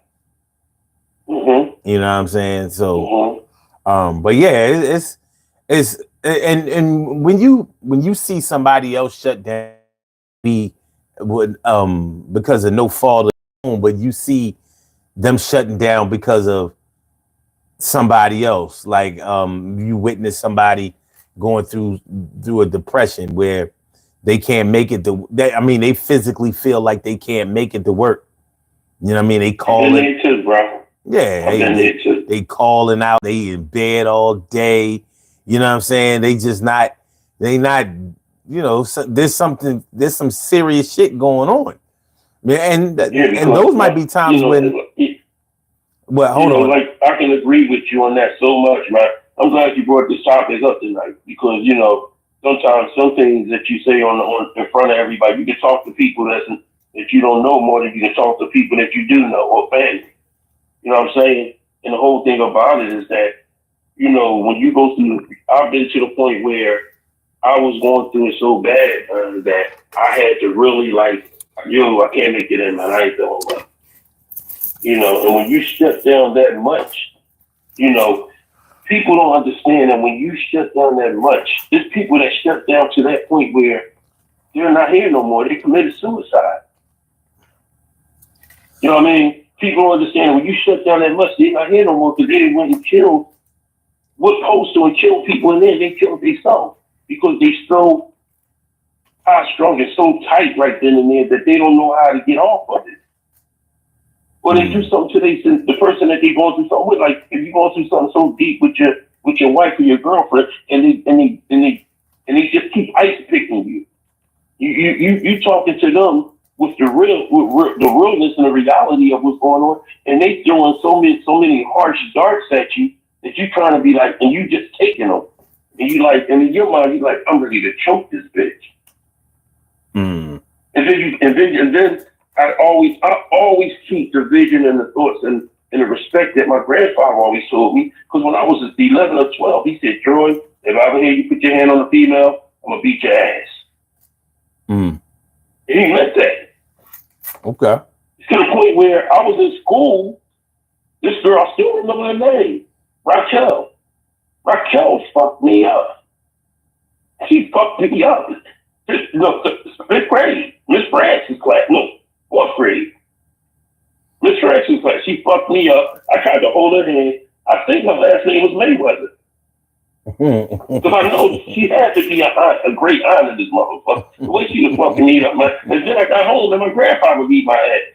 And I asked him, why you beat my ass, Grandpa? He said, because she held her hands. I said, what? But see, that's the things I'm talking about. You know, so you can be so tightly gripped up after restraining yourself. I tell people, it's not just you, it's that imaginary, it's that image of a spirit that hugs you and say, don't do it. Don't do it. Don't go there, bro. Yeah, well. That's a form of stress, internal stress, when you hold all that in, or when you shut down. Let's just say it's somebody in your family or whatever is causing you harm, and you accepted it for years and years and years, and then one day you just had enough, and then you just don't want to be bothered with it anymore. But you still have to take place for that. I mean, some people think it means you're not forgiving that person for what they've done, or, you know, you got to forgive. It's not about them. It's about you, blah, blah, blah, blah, blah. And sometimes it's not even about forgiving. It's just, I'm done. And I think I'm done is a form of shutting down.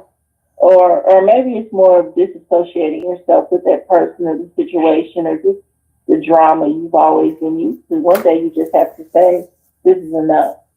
I think you shouldn't, and people say life is too short, blah, blah, blah. But on the other hand, life is too long to be miserable. That's my take on it. That's true. You know, and that's the whole thing about it is that, you know, like everything, like when my mom passed away, and I'm asking my niece, you know, I'm talking to her calmly, and if I'm talking calmly, understand, I'm already hurting that my mom has passed away. So I asked her, how much money my mom had on her life insurance. He asked me why I want to know that. And she calls my aunt. Now I'm from a two-way to a three-way. She asked me the same thing. Why I want to know that. Then my aunt calls my other aunt. It got to the point where there was such a buildup of how they treated my mom when she was here that I told them. I said, and my exact words was to my aunts, and I haven't spoke to them in 5 years after this, and it still stands. I said, see, the problem is that y'all two bitches look like bull daggers. Y'all look like butch dykes. Maybe if y'all hit some dick or lick some vagina, maybe y'all will be on a better path. It got to the point where they had to ask me, one of my aunts said, what you think your mother was, Mother Teresa? I said, compared to y'all bitches, she was. Yes, because at the end of the day, when you sit back, and I try my best not to be disrespectful to none of my elders, or none of my family members, and none of my, especially my aunts, because I really love them. I'll be damned if I let y'all sit back and just disrespect my mom, and now she's gone, and then when I'm asking questions because I'm her son, you don't want to tell me because y'all want to focus on, y'all think I want money from her? I mean, this is y'all, that must be out your fucking mind. That's what it is. Y'all need some dick. Y'all had it, go buy one. And I told them that, and they understood that. And they understand. And I told my uncle when he walked over to me, this is no stand down shit right here, son. This is just straight up. My uncle was at the funeral home. He said, he said, Heads. His nickname for me is Heads. Hey, Heads, I got to speak to you. I said, no, the fuck you don't. Because you're going to be laying right next to your sister. Right there in the funeral home. And I'm going to wait for the cops to come and I'm going to tell them I fucked you up. He's dead. So that's the severity of me not restraining myself. But you got to look at the severity of why I can't restrain myself. Mom Deuce is gone. And I couldn't gravitate to that. You know, it still take any time to gravitate to that. Well, a lot of times when people lose somebody really close to them, a lot of times they shut down because of that, and it can last for a long time. People handle grief differently. People handle grief and mourning and all of that differently. Like my dad's wife, like she is still clearly fucked up over his passing. Like, I'm like, yo, it's been 4 years, you know what I mean? And but it is what it is. You can't put it. You can't fucked up over my mom passing. It's been 5 years. I mean, you don't. Nobody's saying that you have to get over it, and you can't put a timeline or audit somebody else's grief or how they're going to deal with them. The best thing that you can do is try to help them.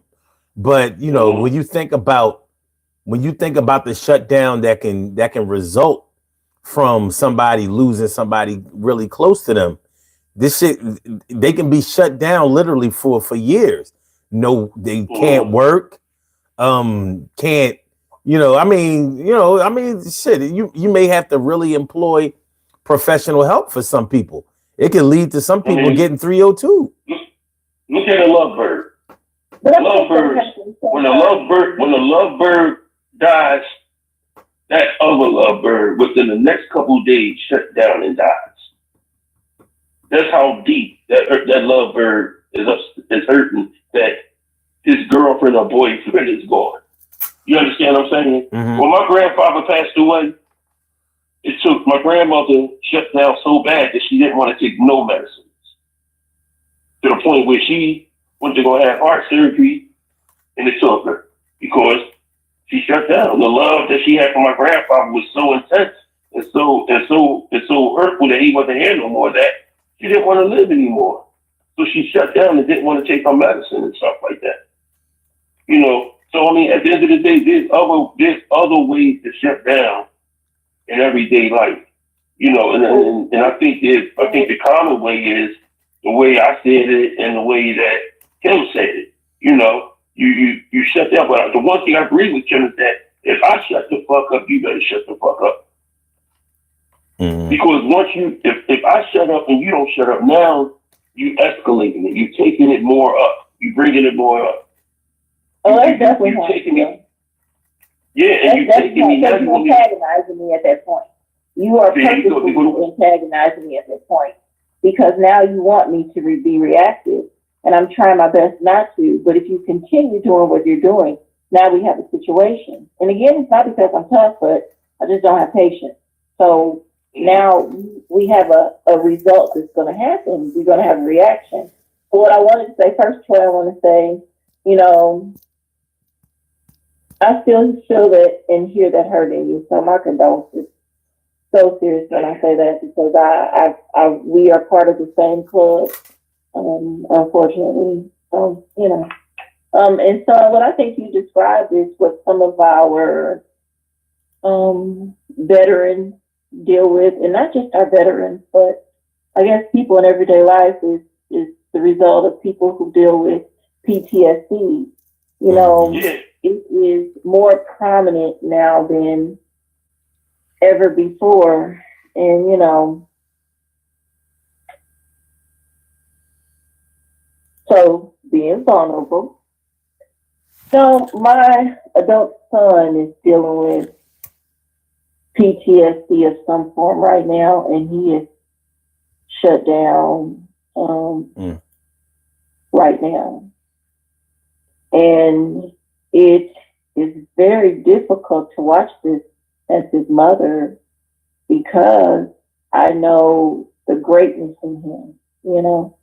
And now there's this group of person, and it's a lot of things that I'm like, you didn't have a tough childhood, you know. You go through all the things like, what happened here as a parent? What went wrong? How did this happen? You know, he didn't have a tough childhood. He didn't. There's a lot of things that didn't happen, but somewhere when he became an adult, and he had to face parts of life that I tried to prepare him for, but I also tried to protect him from, because he has a look about him that sometimes you don't know what ethnicity he is, depending on who he's around. So that has led to him being treated differently in certain situations. And I guess I never realized just how bad these situations were. You know, he didn't tell me, because of course his response is, I know how you're going to act. I know how my uncles are going to act. I know how my family is going to act. So let me just try to deal with it on my own. And he's right, because he's always my baby. So I don't care how old you are. Like, you're not Gary talk crazy to my kid, and I don't get involved, especially when you're a grown ass man and a bunch of grown men, and you are harassing my son because you are ignorant to the reality of being a human being, and you choose because of what you look like and compared to what he looks like, and use that against him because you're angry that he's part of what you're doing and you thought he wasn't supposed to be.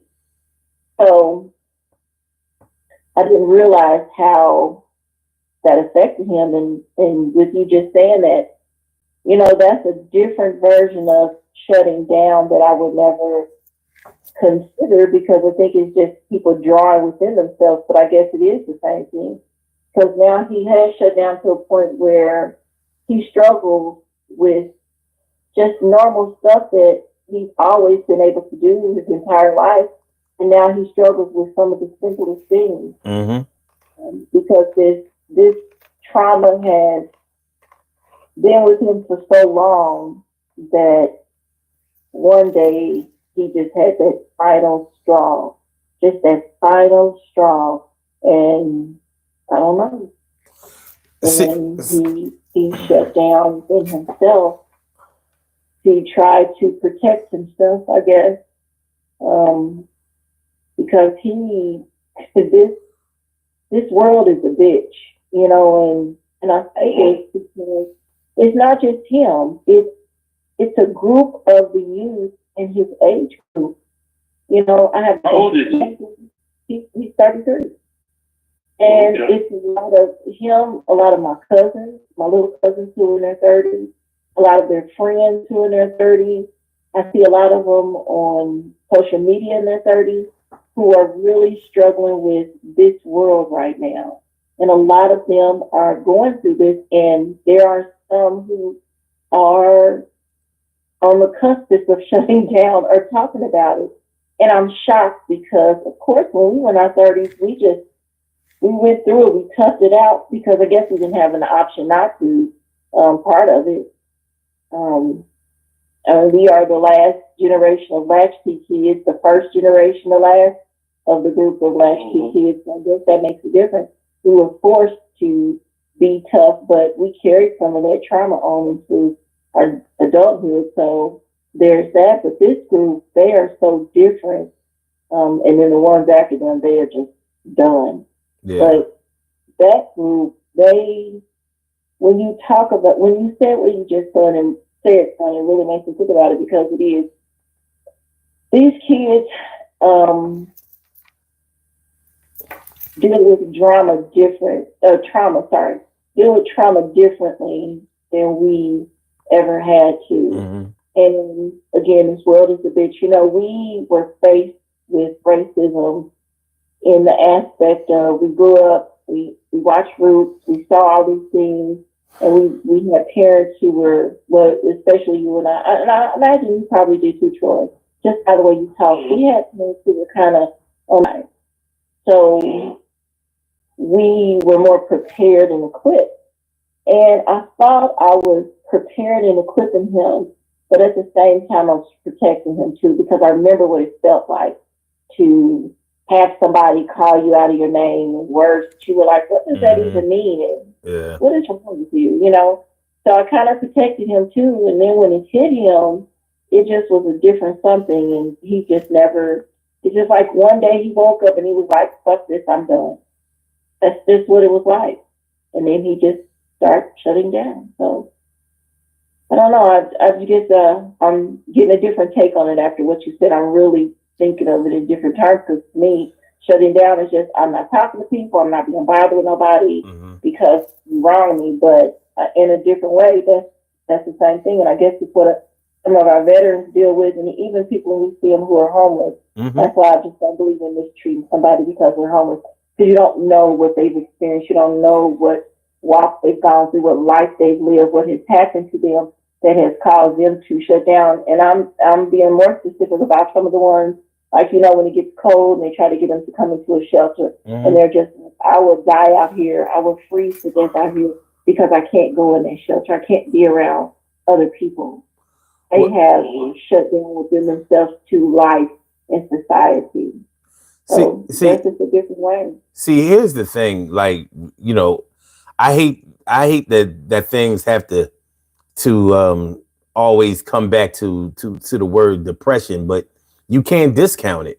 You know what I mean? You can't. And because depression has so many different ways of affecting a person or attacking a person, and then different people have ways of dealing with it. Some choose not to deal with it at all, or they choose to let it deal with them. And some people actually utilize their resources and get the help that they need, and they they educate themselves about the way that they're feeling and do everything in their power to try to make themselves feel better in a natural, constructive way. I have to make sure I say that. But this shutting down thing goes deep. It goes deep. If we're talking about PTSD, post-traumatic stress disorder, there's so many ways that you can have PTSD. You know what I mean? I was thinking about something earlier today, and it's crazy. This is 2025. 40 years ago, exactly 40 years ago, this summer, I witnessed my first murder. And I witnessed it. And the crazy part about it was I had so much anxiety about seeing somebody get killed. You know what I mean? And me and my dad, we rolled up to our office. It was, he had just bought this building and a building across the street. And this building was our office, and I was just starting to work for him.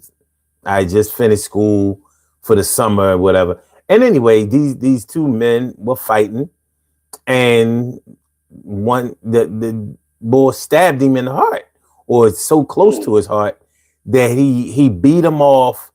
He beat him off with like a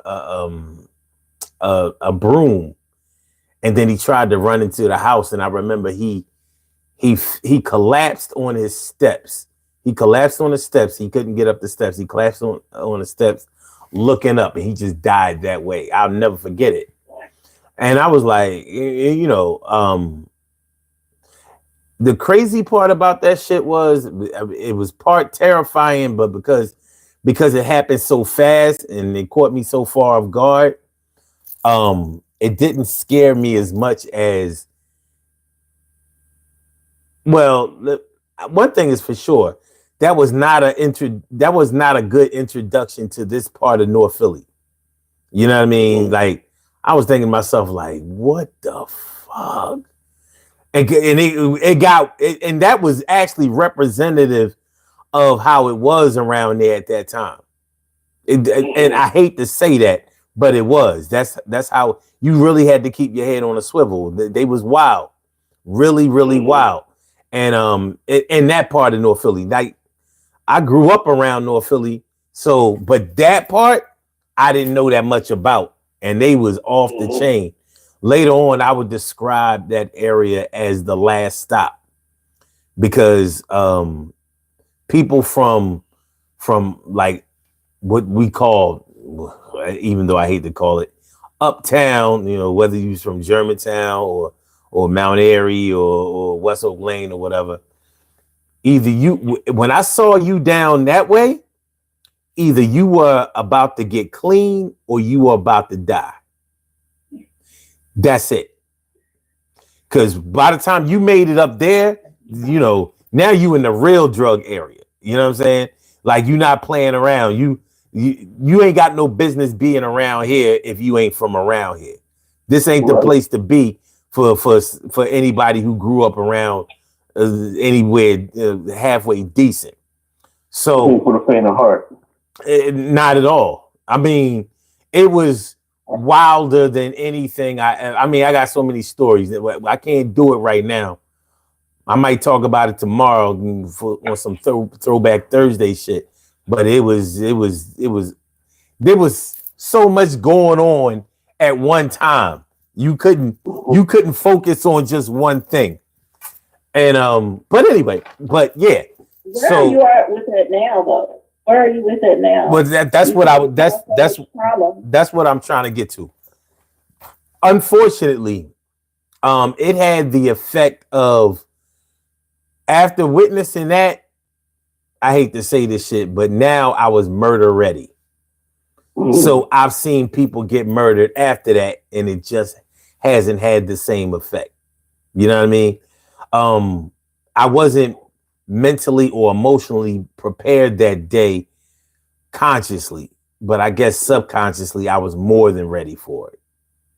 And that's what happened to that's what happened to my son and daughter, because me and their uncle, their mother's brother, he had stole from me.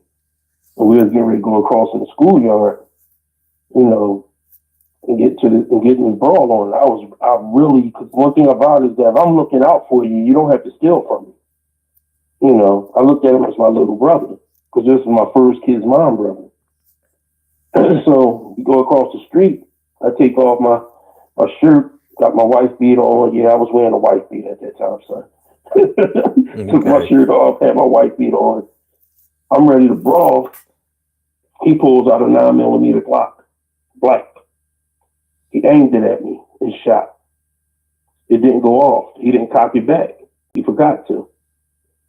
So when I went to run, the first bullet that came out the chamber hit the ground and ricocheted and hit me in my right ankle. But the reason why I didn't fall down is because I had my boot tied real tight. So it wasn't, you know, when you got something tied real tight, it worked as a tourniquet pretty much. Yeah. So I was running. As I'm running, I see my kids looking at me in the window, looking at me in the window, seeing their uncle shoot me. And my mom was getting ready to cross the street. So when he kept shooting, so that first shot hit me, but 18 more bullets came out that gun.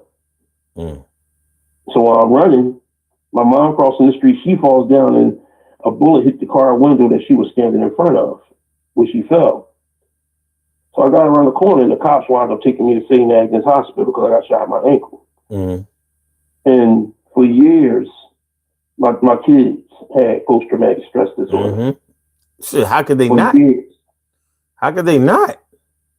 For years they had, and they still bring it up. They still talk about it and stuff, you know. And I try to tell them, you know, you know, and I try to, and it was a learning experience for me because I had to learn how to tone myself down. That's what I mean by I have to learn how to, you know, not be so ready to go at it. Mm.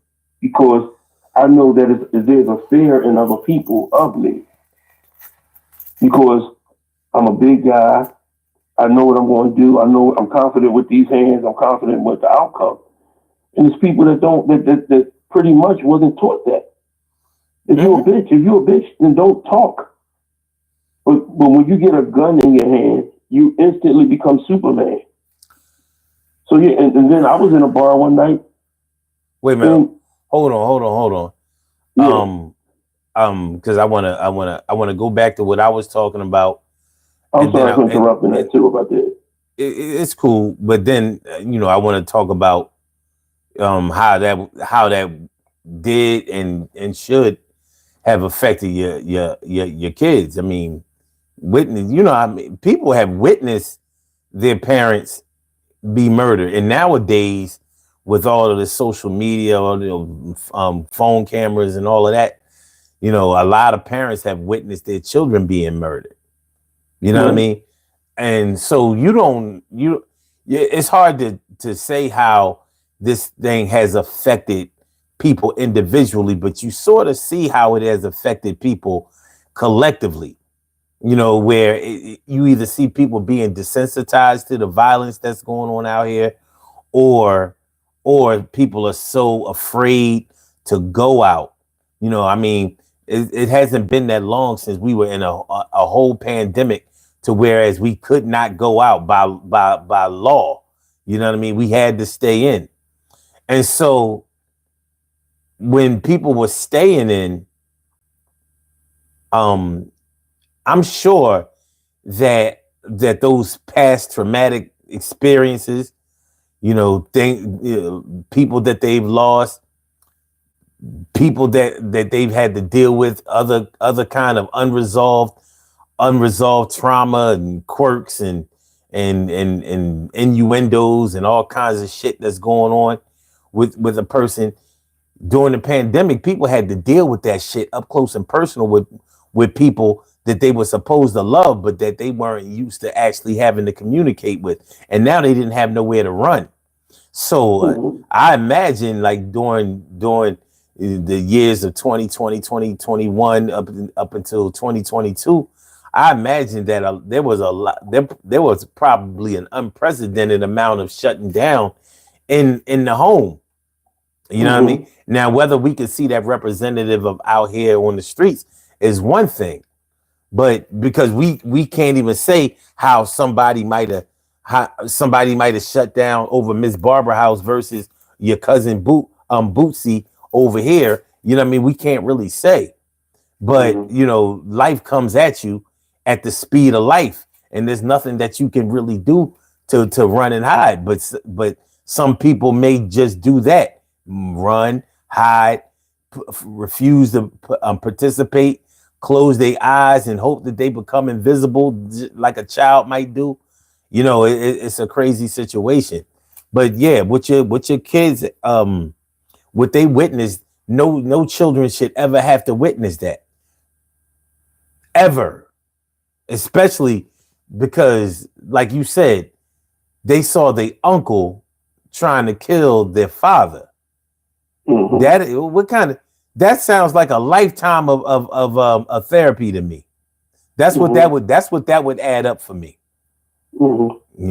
That's rough. Yeah, and I mean that's the and you know what took me out, and I'm not trying to take up all this time, but another thing that hurts me to death, about a month or so ago, my stepdaughter, who I never gave the term, I would never put the term of stepdaughter, because I think if I been in your life for almost 30 years, you're my daughter. You know what I'm saying? Facts. So, and I done brought you up, I done took care of you, I done taught you how to count money, I done done all this shit. I was your father.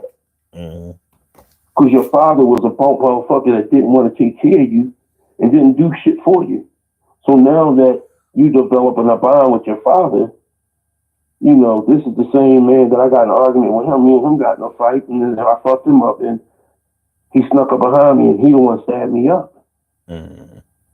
So when you sit back and he sits back and lie to you and shows you marks on him saying that I stabbed him up, she was there when that happened. She seen her father chase me with a knife. Mm. He was only 4 or 5 years old. Mm-mm. She seen him. She seen him almost get my liver, almost get my wrist, the vein in my wrist. It came a half inch away in both ways. If I wasn't blocking, that would have been it. Mm-hmm. I thought I wasn't going to be able to use my right hand no more because I could see my vein. Yeah. So for her to say, she said to me, she said to her mother, because her mother got to something. She said, "Well, you know, if maybe if you didn't get my dad locked up back then, he might have turned out to be a better person." I said, "Your mother didn't get your dad locked up. I got him locked up." She said, "Well, if I knew that you had got my dad locked up, I wouldn't have loved you as much." Mm-hmm. You know how that shit fucking grips me? You know what I mean? Yeah. I didn't took care of you. That's the craziest shit. Man, listen. Ain't that some shit to say? But here's the thing. It's a terrible thing to say. And unfortunately, you have to give her the benefit of the doubt and not understanding how that would affect you. Because, you know, fortunately and unfortunately, we have to learn how to respect other people's feelings and to even learn to control our own emotions. And I had to. Yeah. I had to. Well, what I'm saying is she may not have been properly trained to do that. You know what I'm saying? And so sometimes you can lash out at people that have actually tried to help you or that have hurt helped you without understanding that you're speaking from a place of pain. But now you are doing what they say hurt people. And now here you are out fucking up everybody because you feel fucked up and you don't really even understand where your pain is coming from. You know that you're sick, you know that you're in pain, you know that you're hurting, but you don't even know the remedy or even the cause of it. You don't know what the sickness is. All you know is that you hurt. Unfortunately, some people self-medicate with alcohol and drugs and stuff like that to try to figure things out or to numb the pain that they feel from trying to figure it out. But it's not cool to hurt other people, but it's even worse when you are emotionally unaware or emotionally absent from the impact of your actions. Mm-hmm. It's tough. Yeah, that shit still fucking, you know, it's not the fact that I don't understand your feelings, mm-hmm. but it's the fact that you going on 30. And do you think that makes a difference? No, what I'm saying to you is that she's going on 30. She'll be 30 next month. You had all these years. If your dad told you some type of story or lie about this, you had all these years to have a discussion with me. Look, let's go get something to eat and talk. Do you think that makes a difference because she's going on 30? No, it doesn't make a difference. It doesn't make a difference that she's going on 30. It makes a difference that she didn't pull my coattail and respect me enough as a father figure to let's go get us something to eat or let's sit down and talk. Because I want to find out this story and find out this situation. But that's not an easy conversation to have. And so that's not an easy conversation to have. That's number one. And sometimes you never know when a person is ready to discuss or ready to have a hard discussion. So you have to consider, and I'm not saying this like demeaning you or anything like that, but I'm just saying, even as ourselves, we put a timeline on when someone should do anything. Sometimes we do it just without thinking about it. You know, that's a hard discussion, a hard conversation to have with anyone. You know, That's and the you truth. don't But know how she feels about it. let me just ask both of y'all something. If you had the discussion with your father, right, therefore you feel some type of way about me. And if you had this discussion with your father, you feel some type of way about me. The only way that you can get the story, another part of the story, which is the truth, is to talk to me. Because you just, if it wasn't so hard for you to have that discussion with your father, but it's hard for you to come and talk to me, and I was the one that was, you know, that diploma that you got for school, that you graduated with, that's me and your mother's diploma. Your father had nothing to do with that. That card that I bought you. You're putting your feelings into it. See, no, I'm putting the only reason why let me say this real quick. You're putting, because as you're saying it, I don't think you realize you're putting your feelings into the place of how she should respond because that's how you feel. And no, she responded the way she responded. Wait a minute. At the end of the day, it's still her father. Like children, even as adult children, we still have an attachment with our parents no matter how good or bad they are in most cases. And it's still her father, it's still her biological father. It doesn't take anything away from you. It's just still her biological father. And whatever conversation she had with him, that's their special whatever. It's you, when you feel like she should have said this to you because of how you raised her and how you were to her, you being a dad versus her father, you're using your feelings and your emotions to dictate how her response should be instead of understanding that that's her walk she has to take. That means she has to be on this path when she's ready to deal with whatever it is. Even if it's not about her wanting to accept reality for what it is or trying to decide between these are two men I love, how do I address this situation? Because I love my dad and I love my father. And now how do I deal with this? Because my father is my father by blood and my dad is my dad because he chose to be my dad. How do I deal with this? Like, you don't even know what kind of internal conflict she may have been dealing with. So some of this is, I think, you're putting your personal feelings in the midst of this.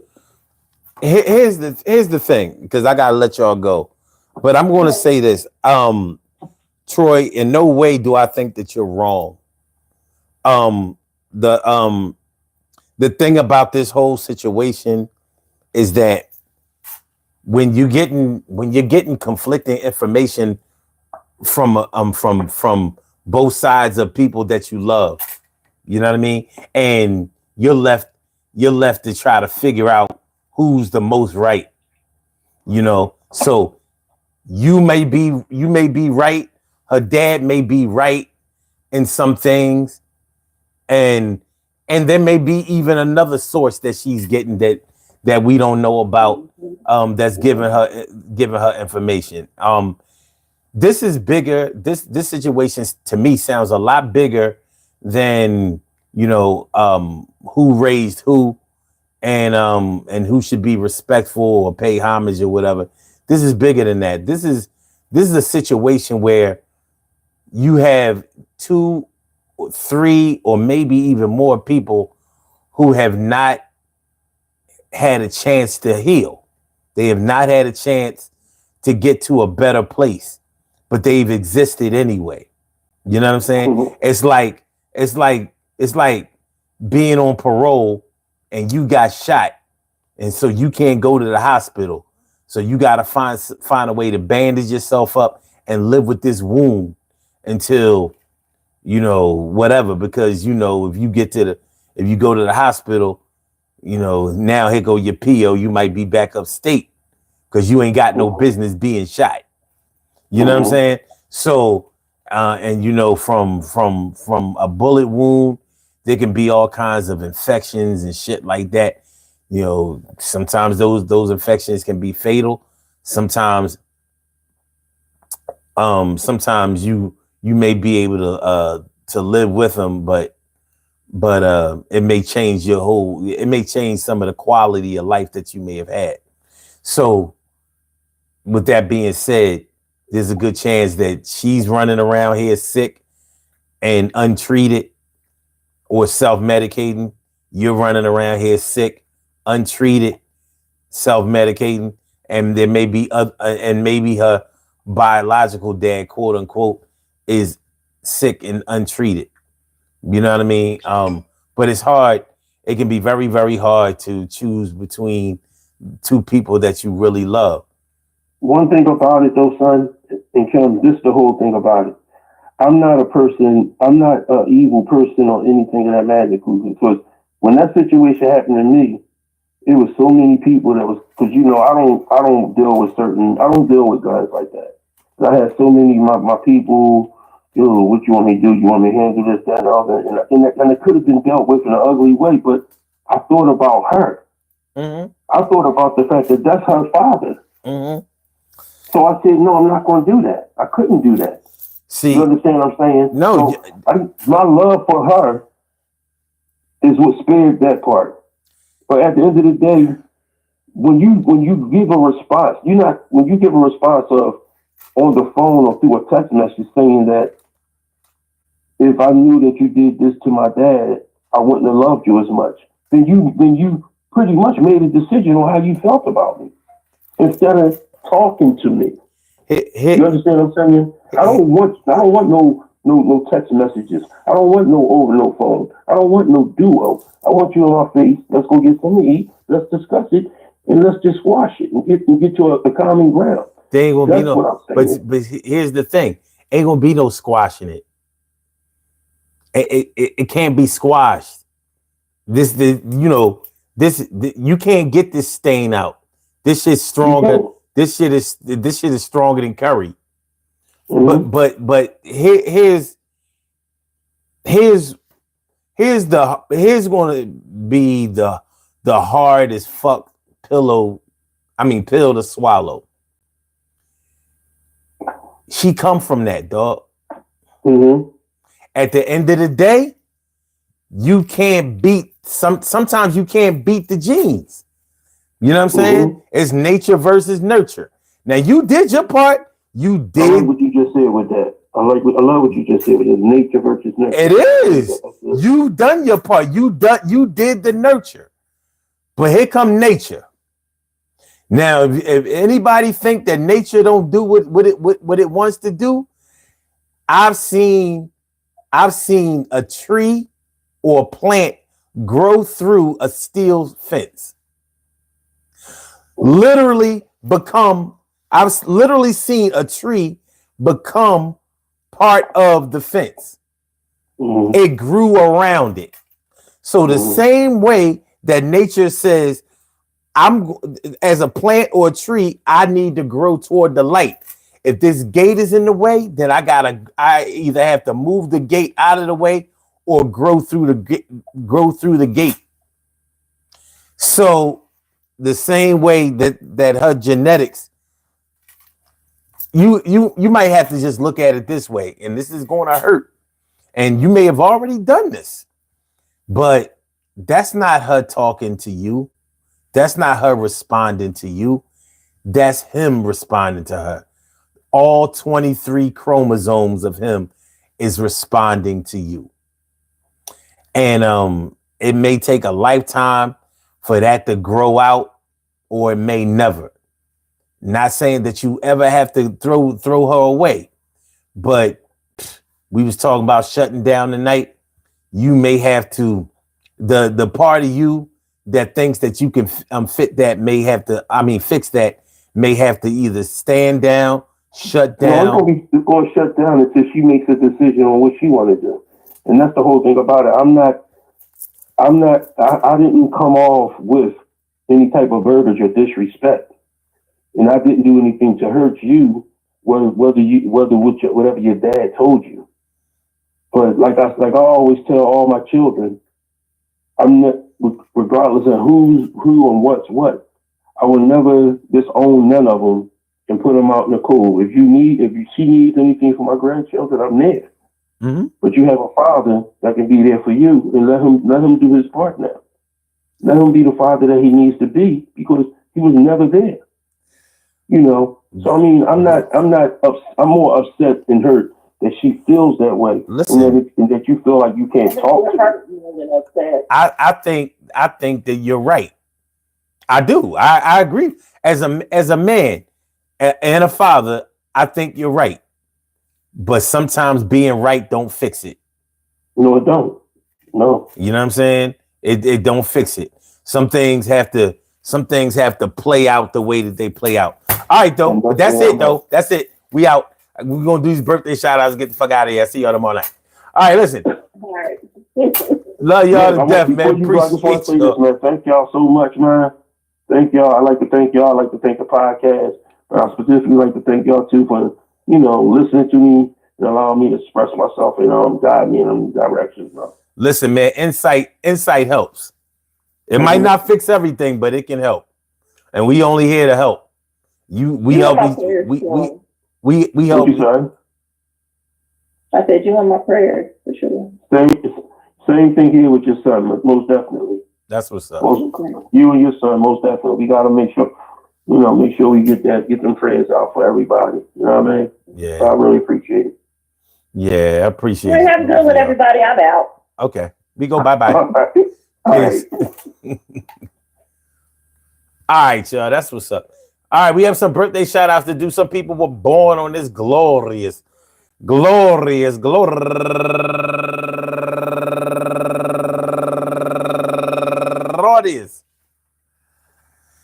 March 19th, and they deserve to be acknowledged. So let's go about our business of acknowledging them and making them feel special because they are special because they are special because they are SPECIAL.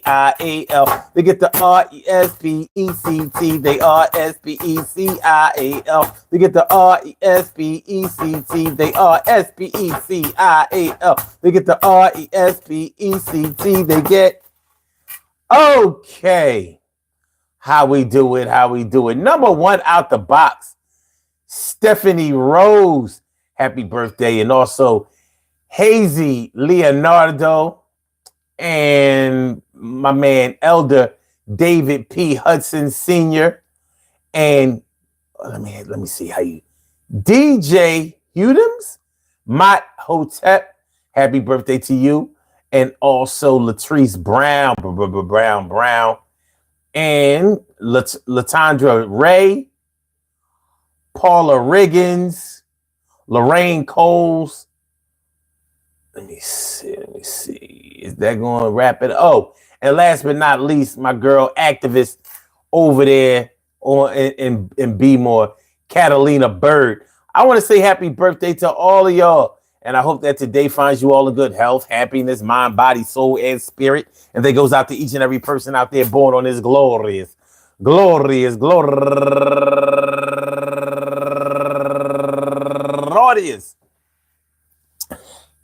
19th, anywhere out there in the world, worldwide, internationally, and universally. All of y'all go ahead and turn up. But don't turn up too loud. Just turn up loud enough so everybody can hear you. Rock out. Rock on and do the damn to rock out. Rock on and do the damn rock out. Rock on and do the damn thing. You do your thing, y'all. Represent the queens and kings. You do your thing, y'all. Represent the queens and kings. Good things happen to those who wait. Great things happen to those who grind. Anything can happen to those who go for theirs. So go hard, go for yours, and remember. Listen, I want to talk like very, very briefly about this show because I'm tired of this shit. Yeah, I'm ready to go to bed.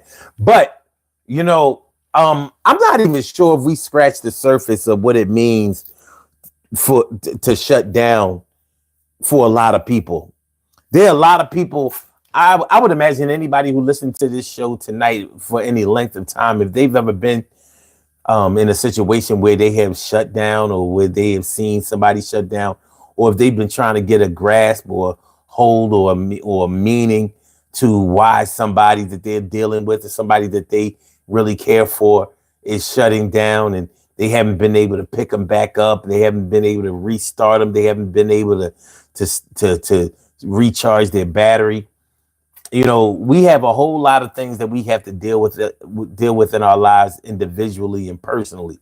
And some things are so individual and personal that we just can't allow them to be expressed to somebody else. And sometimes we may punish ourselves for crimes that we didn't even commit. My first line of defense for anybody who goes through these types of deeply emotional, taxing trials and tribulations, seek professional help. Please get the help. Just like Troy was saying earlier in the program, sometimes it's easier to tell strangers, talk to strangers about shit that's going on with you, because sometimes you can escape judgment that way. Well, you know, I don't advocate for any personal therapist, but I do know that getting it off your chest, getting the weight of the world off of your shoulders in the form of verbalizing what has happened to you, sometimes just being able to say it can help it leave.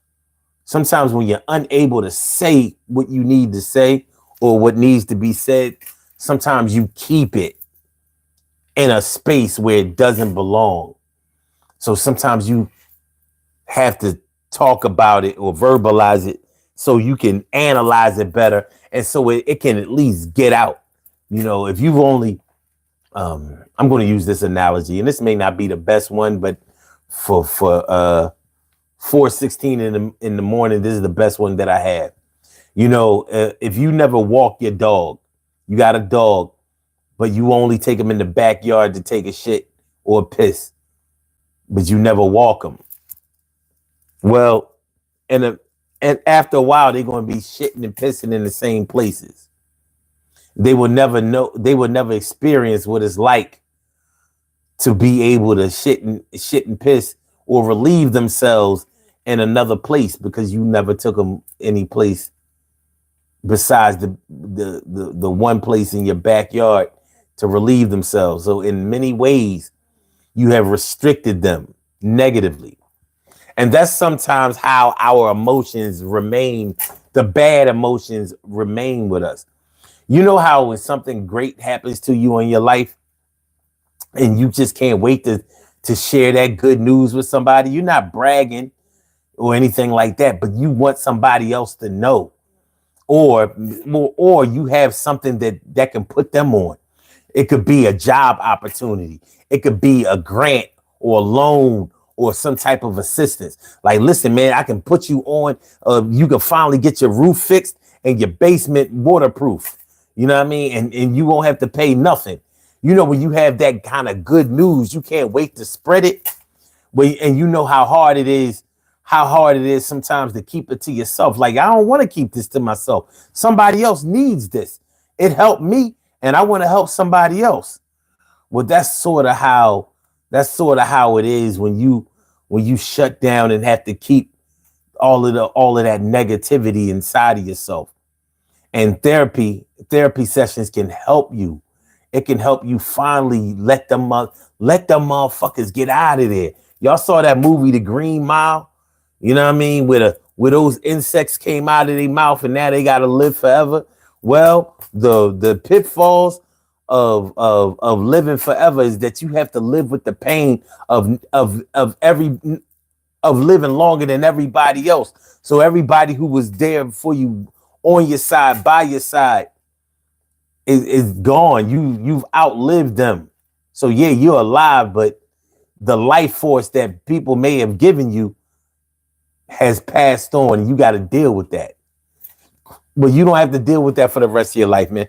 Peace to all my day ones, my everydays, and my brand news. So if you have health insurance, use that shit. You know what I mean? Just give it a try.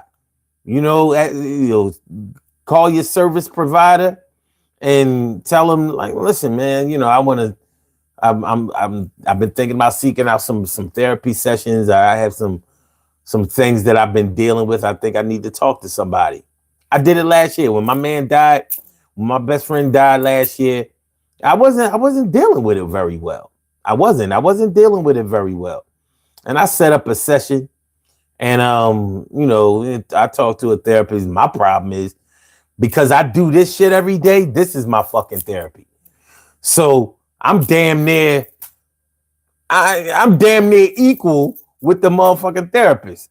So I'm like, well, but not everybody has this. Not everybody has this thing that I have or that we have, where they can come and be and have it treated as a safe space. Not everybody has that. And I get that. So one of the things that we try to do around here is create and elevate that safe space and make it safer and more comfortable for you to be able to get that negativity out of you, so you don't have to shut down. And that's whether you participate in the chat or not. You know how many people look, now we've only seen the count, the watch count go up to about 20. I think it might have went up to 22 at the highest. It says that 361 people have viewed this show. That's where the count is. So we don't know what that number up there doesn't tell us. We don't know. We don't know within that number, even that number alone, we don't know who's in the background. Sometimes when two people are talking to each other, it's the person who's listening, who's not in the conversation, who is getting the most out of the conversation. You understand what I'm saying?